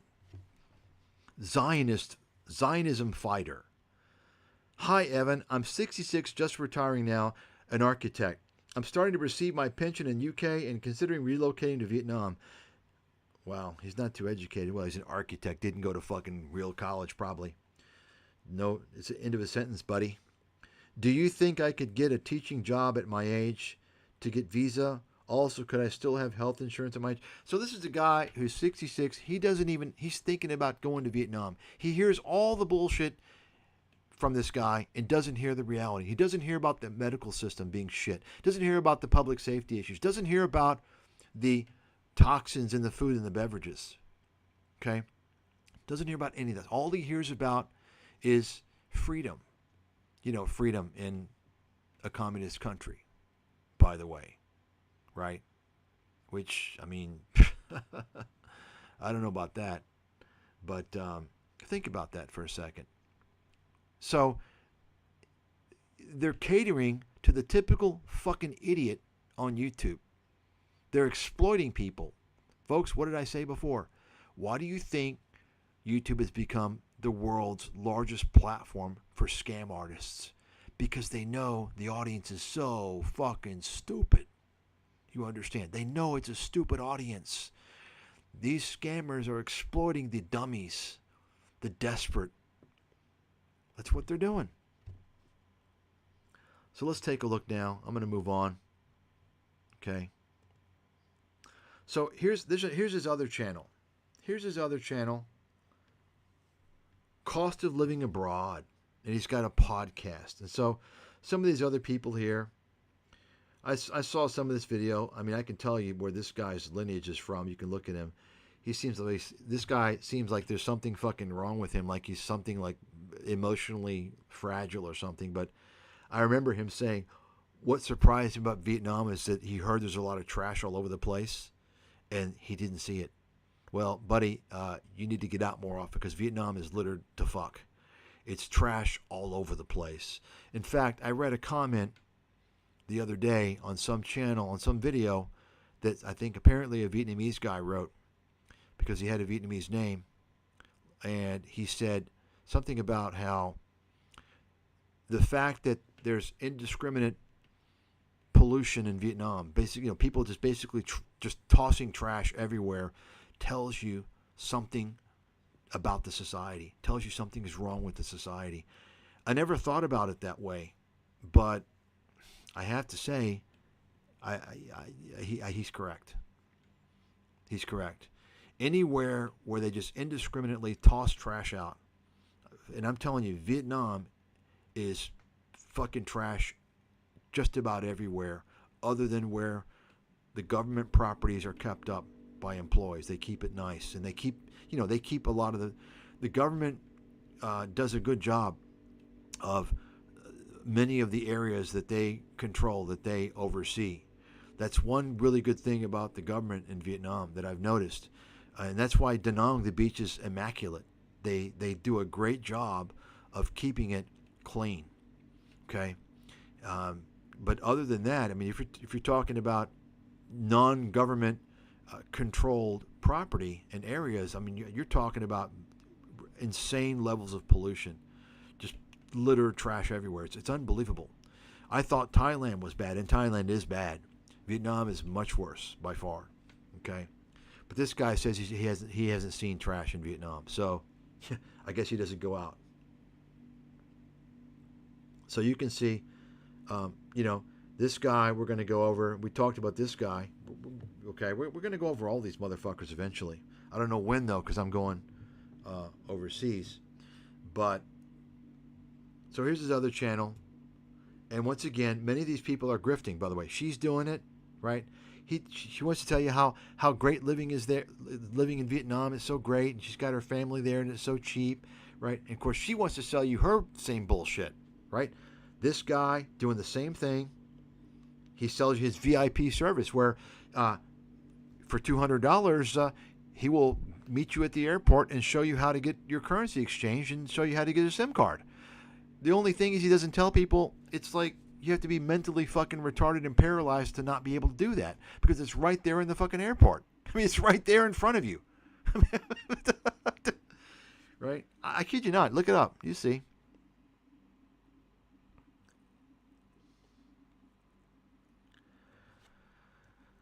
Yeah, so by the way, the whole napalm thing is, let me say something about that, okay? I find it ironic how everything is blamed on napalm, yet they're bringing chemicals, cancer-causing chemicals into the country by the fucking day. So it makes me kind of, there are cancer-causing chemicals all over the country of Vietnam. And I'm talking not just the food and the beverages. I've tasted it. I'm a chemist by training. I probably have an idea when there's fucking chemicals in something. Okay? Not that you have to be a chemist because you don't. Even the paint. You walk by a place that's been painted or they're painting it, and I kid you not, you're going to think cancer. The smell that it gives off, you can't fucking believe it. So, you're going to have a different mindset when you understand that they are bringing chemicals into this country on a daily basis. I'm not going to get into that. I'm not going to get into why and who's benefiting from that. Okay?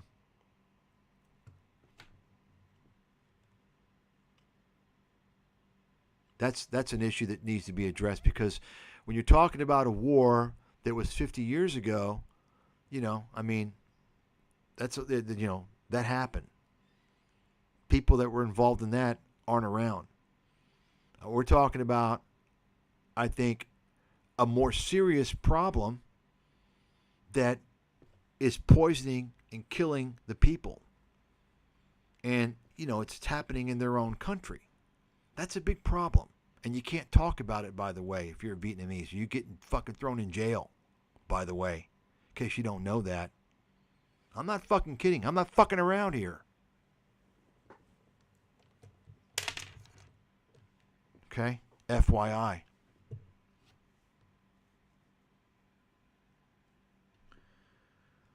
So, let's take a look here.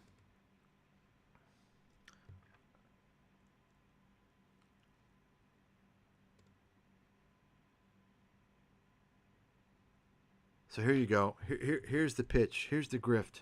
Take a look at this. So you click on, so here it is, okay? Look. Cost of living abroad. Watch his starter class. Okay? There you go. Hey, I'm Evan, and if you're here, you probably have had the same thought that I had a few years ago. There's just no way you can afford to retire in your home country in the next 10, 20 years, whatever. Well, straight up, what if you didn't have to? I left a teaching job in Canada, moved to Southeast Asia, and literally cut my cost of living in half, actually more like 60% overnight, while actually upgrading my lifestyle. House by the beach, great healthcare, affordable insurance, not really any visa issues, incredible food, and yeah, I still work a few hours a week online, but I do it from home on my own terms and my own hours. And it's basically flexible and fun, and I'm able to make enough on the side.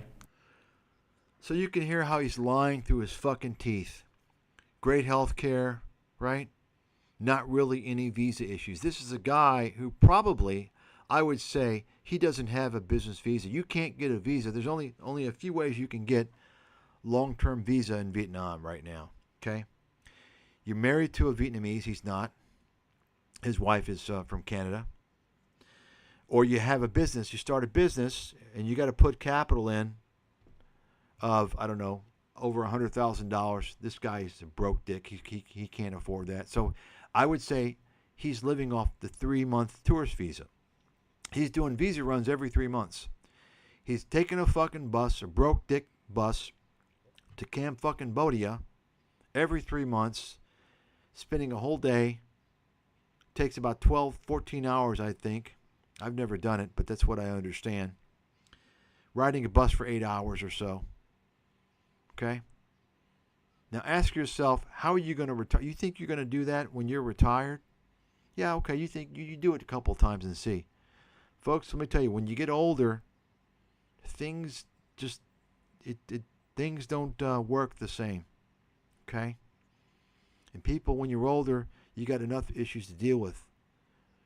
Health issues, unexpected things. You don't want to deal with uncertainty of doing visa runs every 3 months. And by the way, they can stop that anytime they want, just like Thailand did. That's what happens. See, here's the thing about visas in Asia that people don't talk about.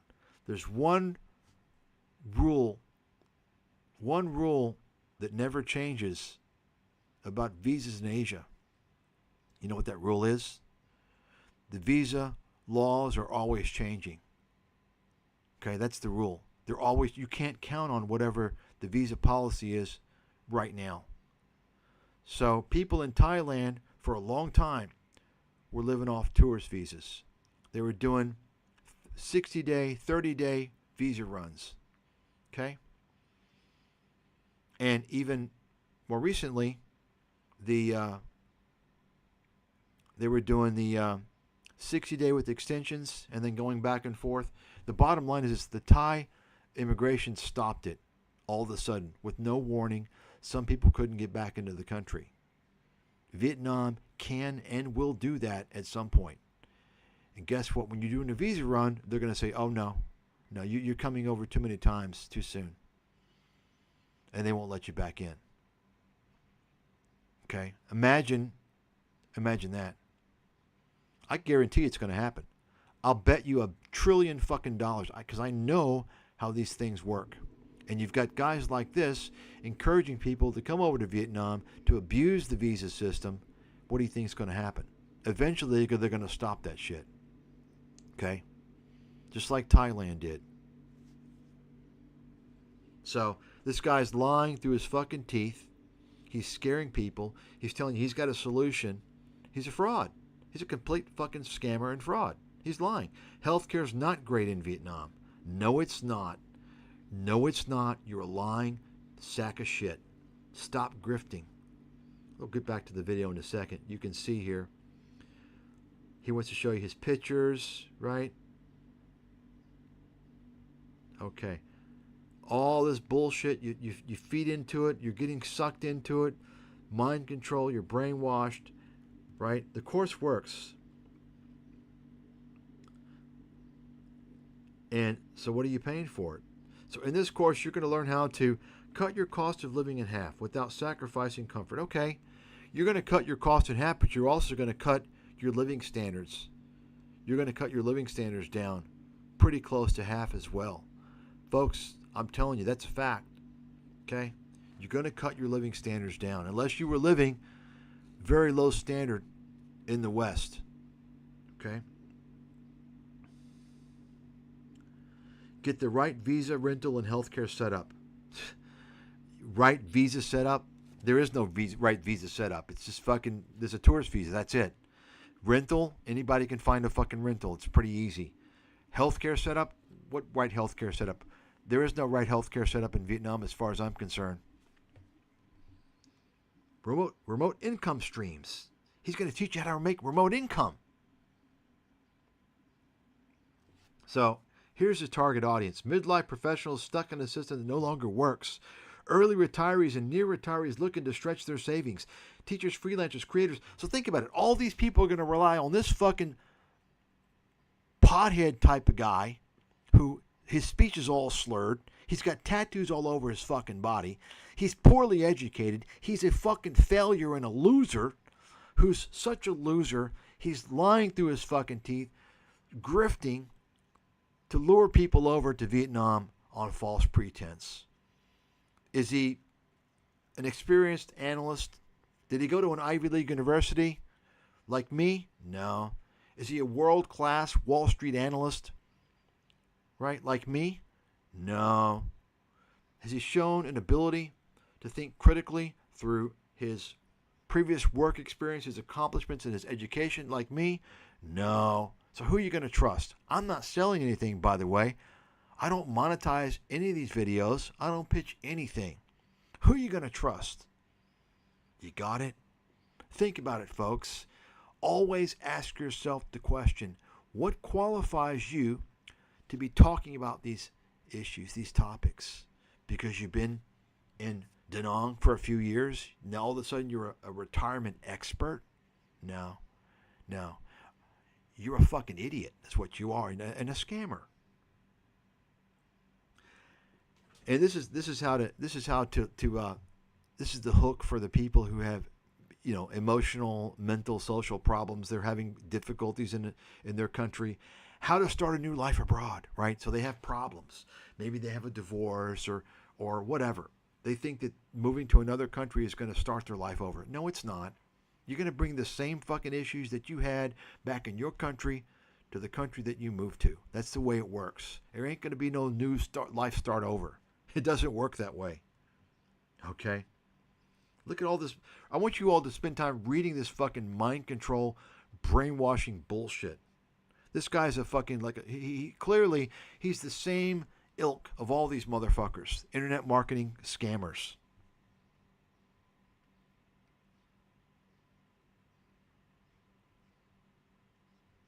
Take a look at this. He's going to show you the best international and local insurance plans for expats, retirees, and digital nomads. Liar, fraud. No, you aren't. You don't know what that is. The best plans are the ones he's going to make money off affiliate links. He posts Safety Wing on his fucking site. Affiliate links. Safety Wing is fucking bullshit. Folks, the best plan, okay, they're not going to pitch it. Nobody pitches the best plan. You know what the best plan is? It's Cigna Global, which is what I have.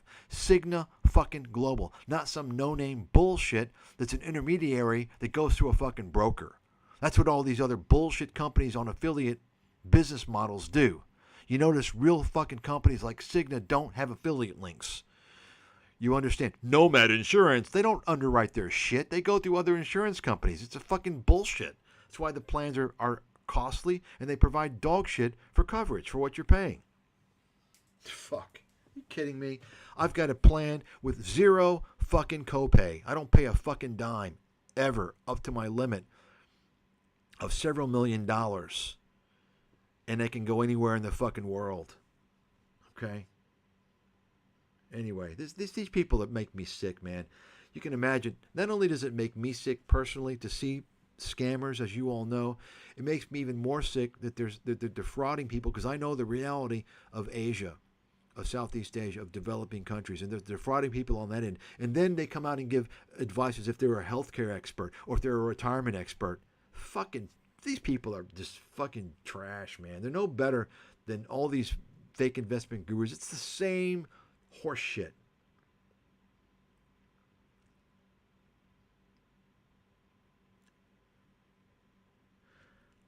How to avoid ATM. So here's what they're going to tell you here. How to avoid ATM fees. They're going to tell you to get a what is it called? Wise. A Wise account. All the YouTubers tell you Wise. All the travel vloggers, you know, because why? Because it's a fucking affiliate link. Wise is shit.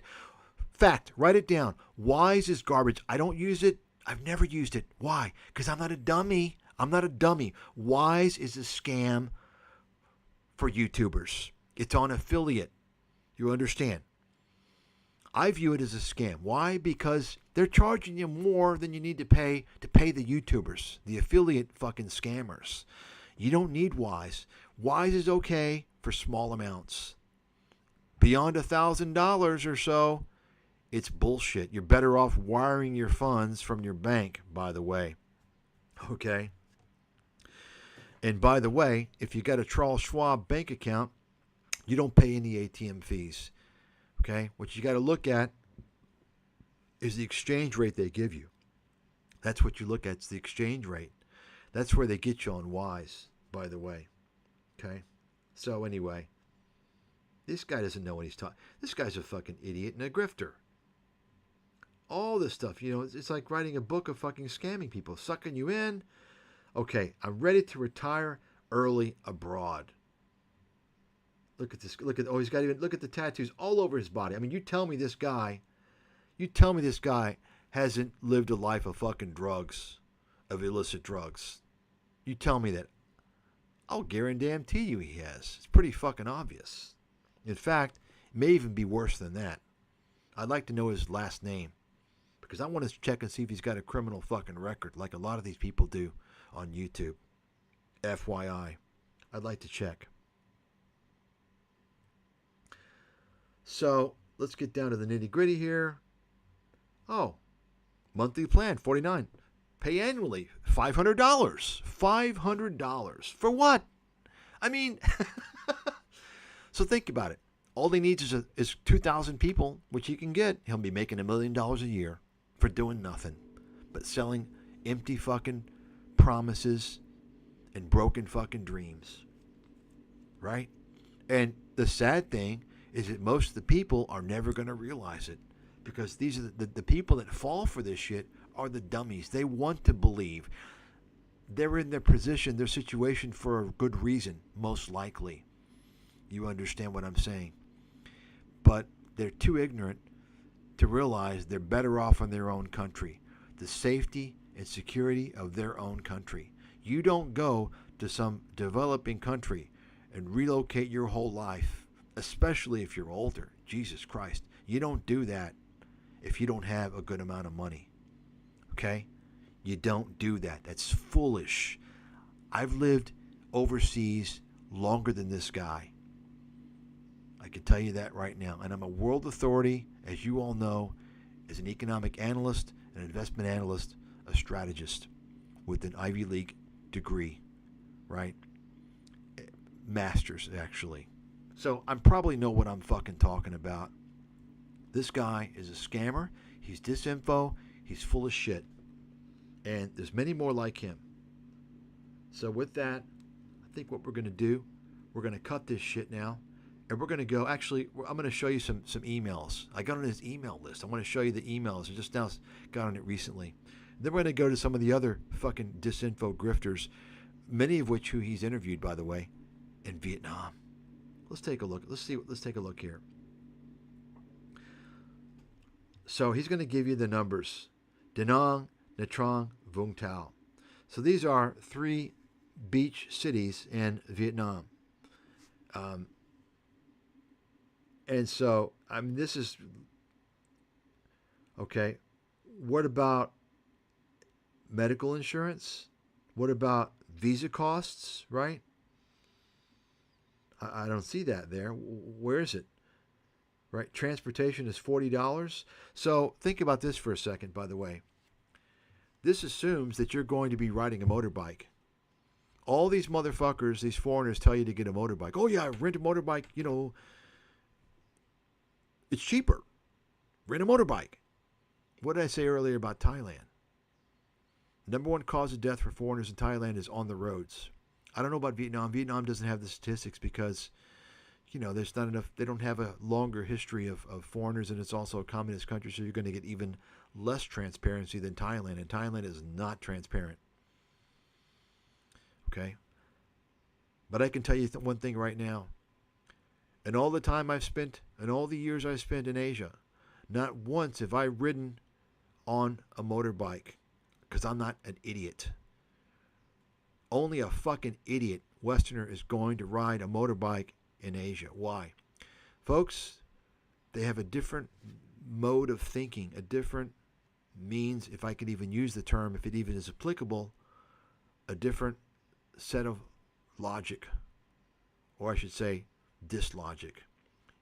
You don't know what these people are thinking. You don't know how to drive. You don't know how to navigate their roads, and you're never going to, because you weren't born and raised in those countries.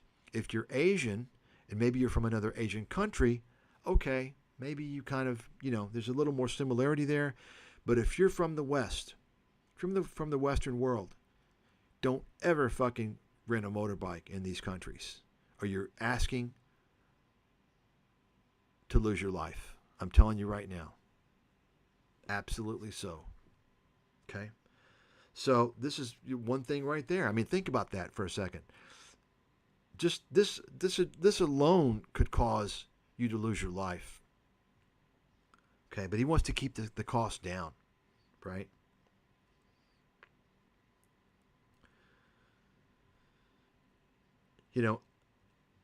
I mean, anyway, let's take a look at this other email here. So, okay, there's no clear retirement visa for Vietnam. Okay, so how can you retire in Vietnam, right? But that hasn't stopped 100,000 expats from living here full time. Well, let's take a look at the 100,000 expats, folks. I can tell you right now, most of them are not from the Western world. They're from Asia. They're from Asia. They're from China. They're from Korea. Okay? Japan, some Taiwan. And I can tell you right now, most of them are either working for corporations from those countries, or they're involved in scams. That's the fucking bottom line. You've got a pretty strong presence of Japanese and Korean companies in Vietnam. Samsung has a strong presence. You even have a specific area in District 7 that was developed by some Taiwan investment, right? So most of those people he's referring to, they're in Vietnam because they're working for a company from their country. He makes it sound like, oh yeah, they're just coming here to live on the beach and drink martinis.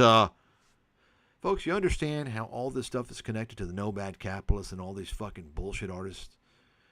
Doug Casey, International Man, all this crap. They're all selling you bullshit. They're all trying to exploit people. They're taking advantage of your weakness, and they're trying to fuck you. It's disgusting. They're targeting demographics. Even our Wall Street friendly criminals don't target demographics typically. Okay? These people are targeting specific demographics. They're exploiting the lowest hanging fruit, the most vulnerable people out there, people who have low income, people who have problems in their lives, and they're telling you that You can retire in Vietnam. You can move to Vietnam, and it's much cheaper. Everything's going to be great. And that's a complete fucking lie. Ask Vietnamese. Go to Vietnam and ask them how many want to leave the country. Okay? You go ask them. What do you think happened after the Vietnam War? You all know what happened. That's why they have boat people. Okay? It's not just Vietnam. It's all these countries in Asia.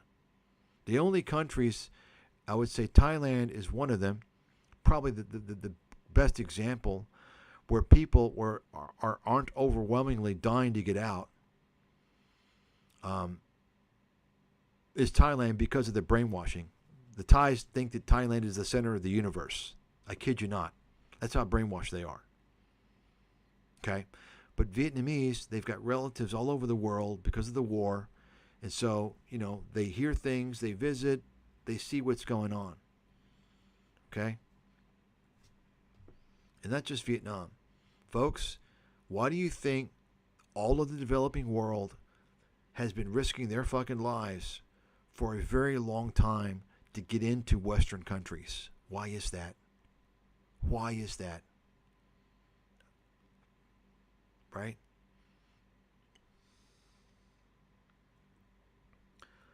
So this is just business visa stuff. Okay, great.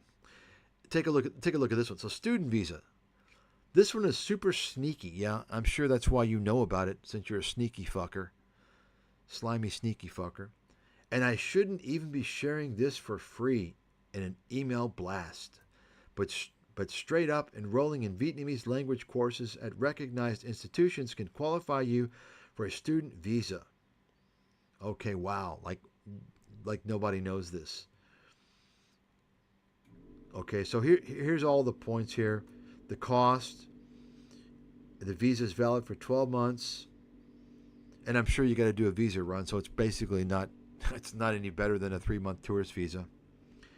Applicants must prove proof of enrollment. So here's the thing he doesn't tell you, by the way. And they're doing this in Thailand too, because Thailand, the education visa, for the longest time, people were going there for a 12-month Thailand education visa, and they weren't even going to school.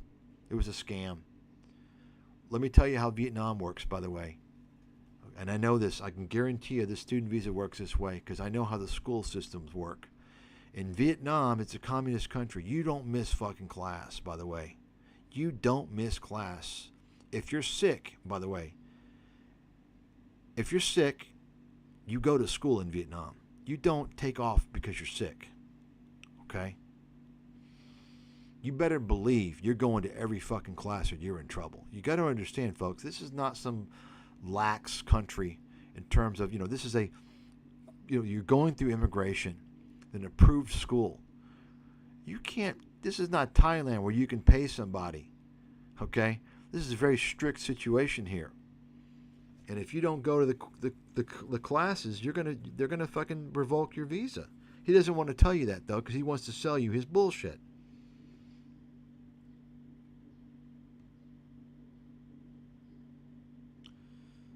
Okay.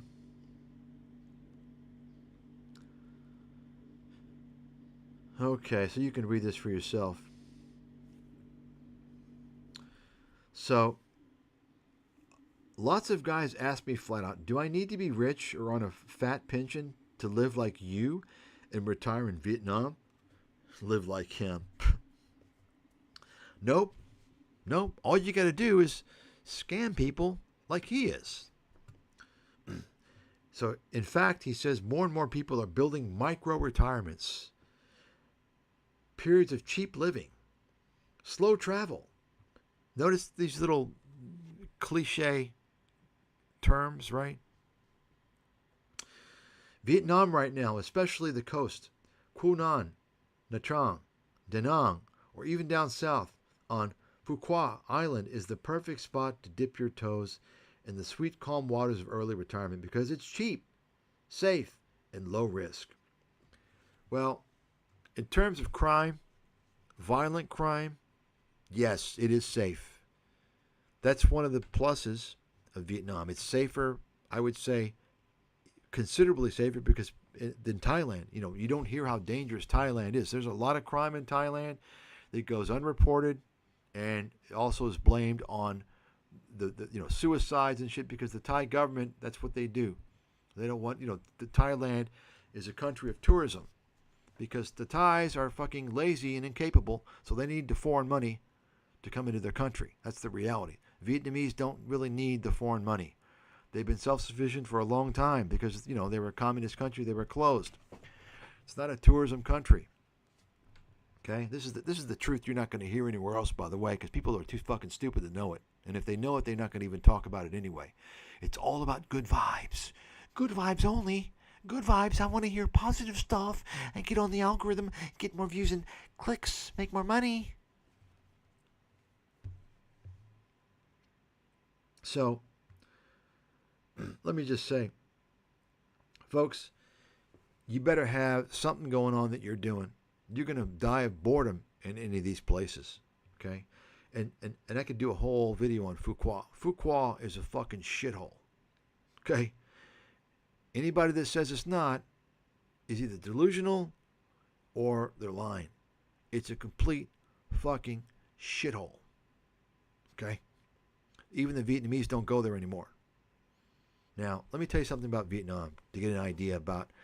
I mentioned they don't need to have tourism. They've got a lot of tourists. You've probably heard the numbers are record breaking. I think this year.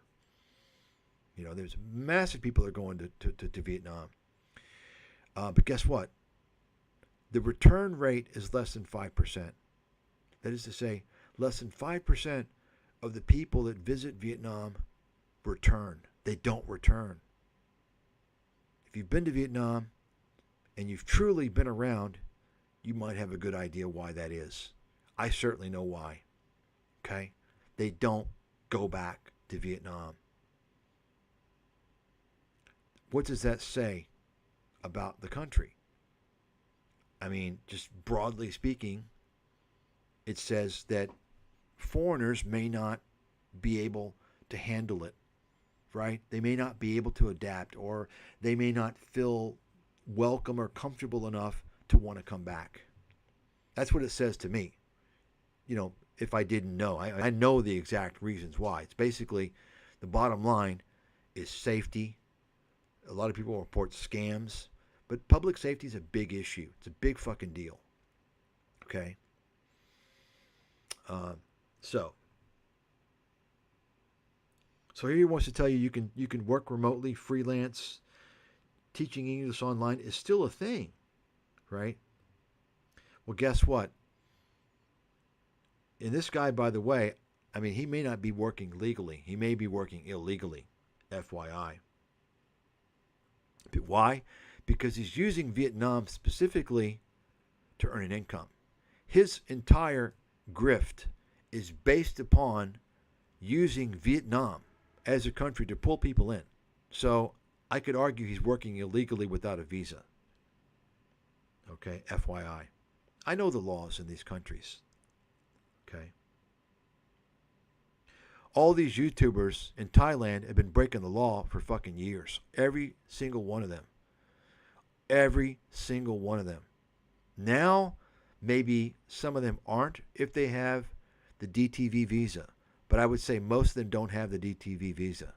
They're all breaking law. If you got a foreigner in Thailand working on YouTube, they're breaking the law. The definition of work in Thailand, according to immigration, is basically doing anything that requires effort. Okay? Anything that requires effort. And so that's why in Thailand, if you're on a tourist visa or a retirement visa or other visas, unless you have a work visa, you can't even work in. If you have a house, you're renting a house or whatever, and you have a garden, you can't work in your garden. You can't paint your house. You can't fix the drawers on your kitchen. I kid you not. It sounds crazy. I swear to God. Look it up. Do some research. If you think it sounds crazy, well, that's just the beginning of some of the crazy things in fucking Thailand.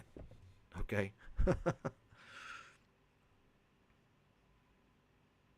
So,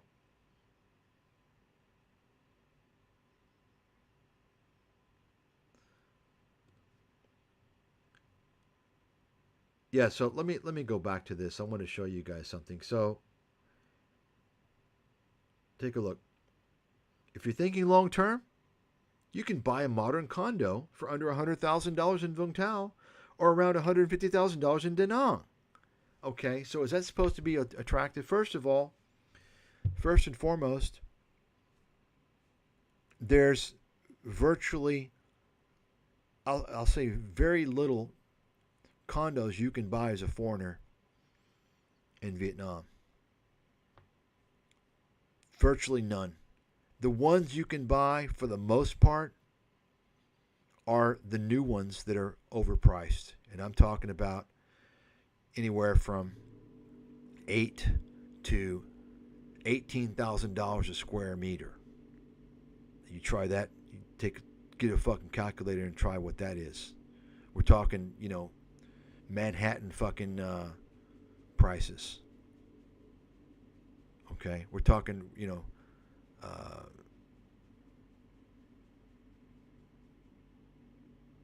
Russian Hill, San Francisco prices, North Beach prices, maybe even higher. Okay. So most of the buildings that low are for locals. That's fact. You can't just buy if it's 30%, if it's less than 30% foreigners. The building has to be designated. It has to be structured for foreigners to begin with. And most developers don't want to fucking deal with foreigners because there's not a whole lot of foreigners in the market. The market for foreigners are the new overpriced units that are basically being bought by a lot of people, for the most part, from Asia, from China, from Taiwan, from Korea, who I believe are basically cleaning money. That's the only way I can explain how someone's paying, $12,000, $15,000, $18,000 per square meter. Okay? Just to give you an idea, 100 square meters is approximately 1,100 square feet. Okay, so do the math. If it's $15,000 a square meter, you're paying $1.5 million for a condo that's 1,100 square feet. Okay, that sounds closer to fucking Hong Kong, not Vietnam. Now that's Saigon. But I can tell you Da Nang is getting crazy. Da Nang pricing is going crazy. And one reason why is you get all the Russians flooding over there now. And you get all these fucking YouTubers telling everyone it's a great place and it's cheap. And the prices are already taking off. That's fact. Okay. So let's take a look anyway. I wanted to show you guys something. Let's take a look. So is under $100,000, like, is that supposed to be some miracle bargain? And by the way, you can get some in Vung Tau. I actually stayed in Vung Tau in a condo that was, I didn't know at the time. I thought it was like a hotel, right? They'll frequently rent condos and stuff. And I turned out, I looked at it later on because it was a fucking disaster. And it turned out it was a condo. And it was like one of the worst places I've ever stayed in my life. And basically it's all locals. And it's all like a bunch of, it's all for rent. It's a zoo. It's a fucking literal zoo. You don't want to stay at or buy a condo in Vietnam that's that low price, because you're going to get kind of a low-end person, kind of a village person, like in the whole fucking building. And so it's going to be noisy the whole fucking time. It's going to be insane. Okay? That's given if you can even buy one as a foreigner, which most of the time you can't. You can't do it. Once again, the condos for sale for foreigners for the most part are the ones that are, $500,000 and higher. And we're talking,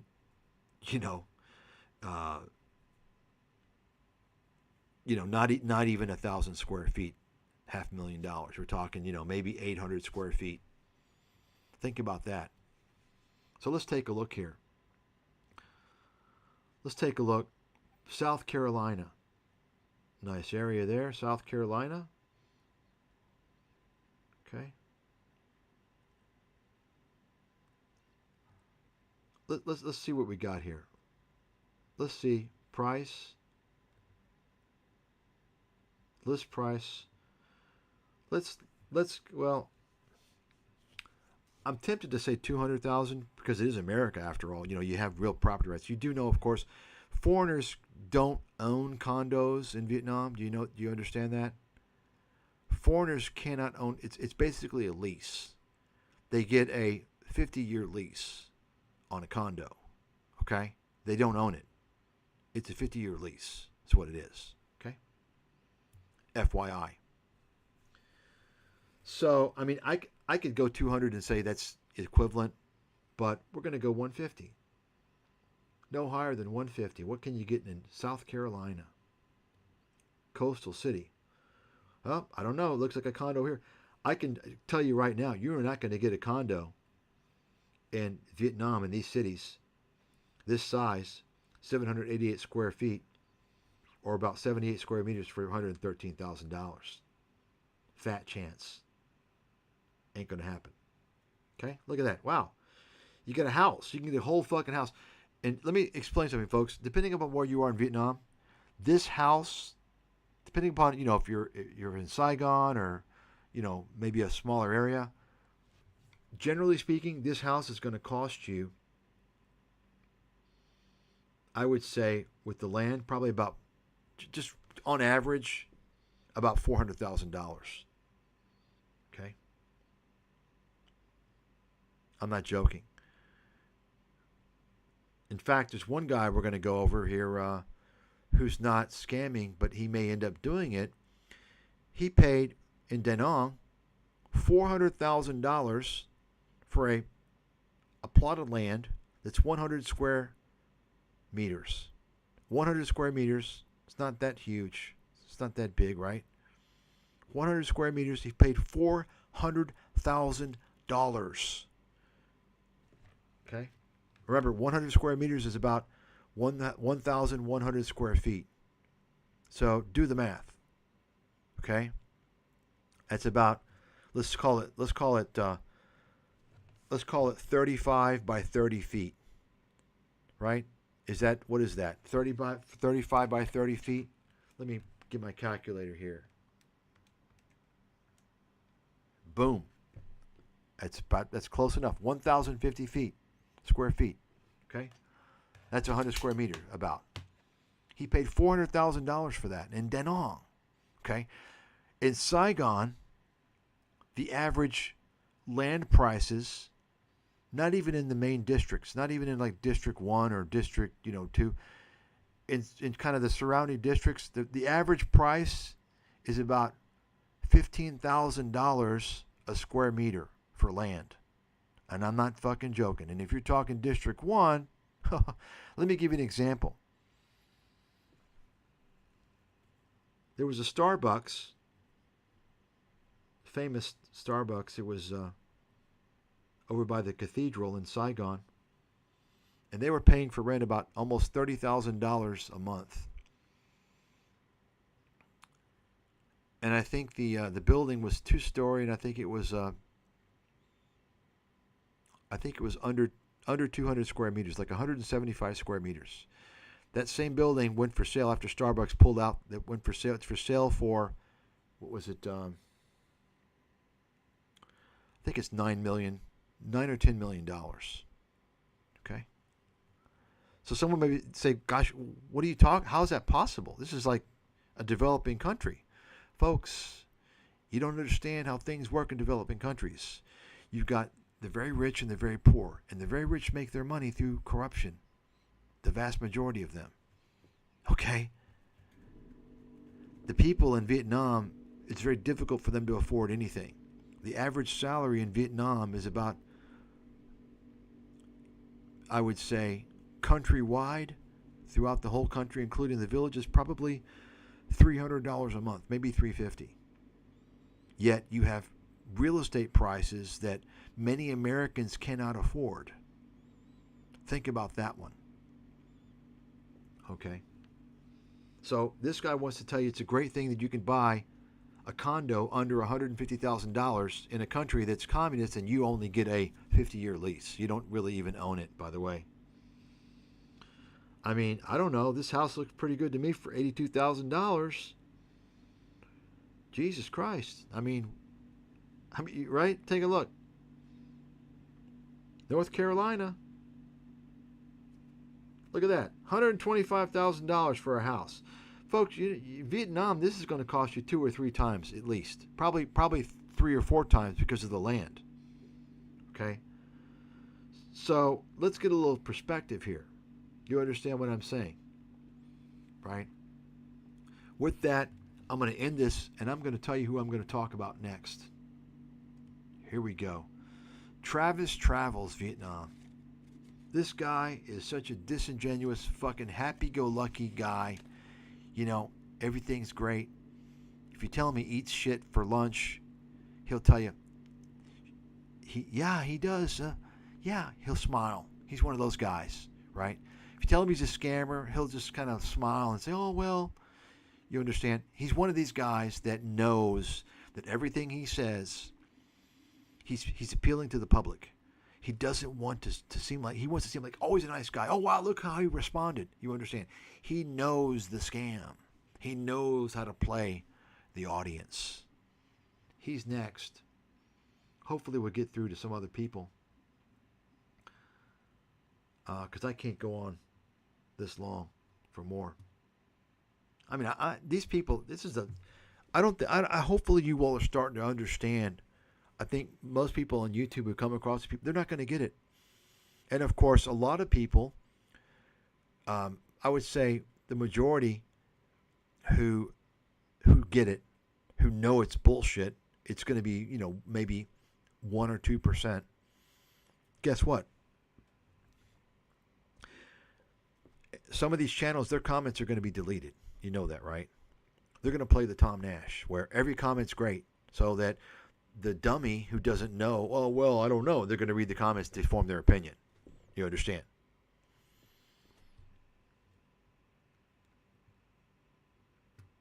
So, join me back here immediately. I'm going to start on Travis Travels Vietnam. We're going to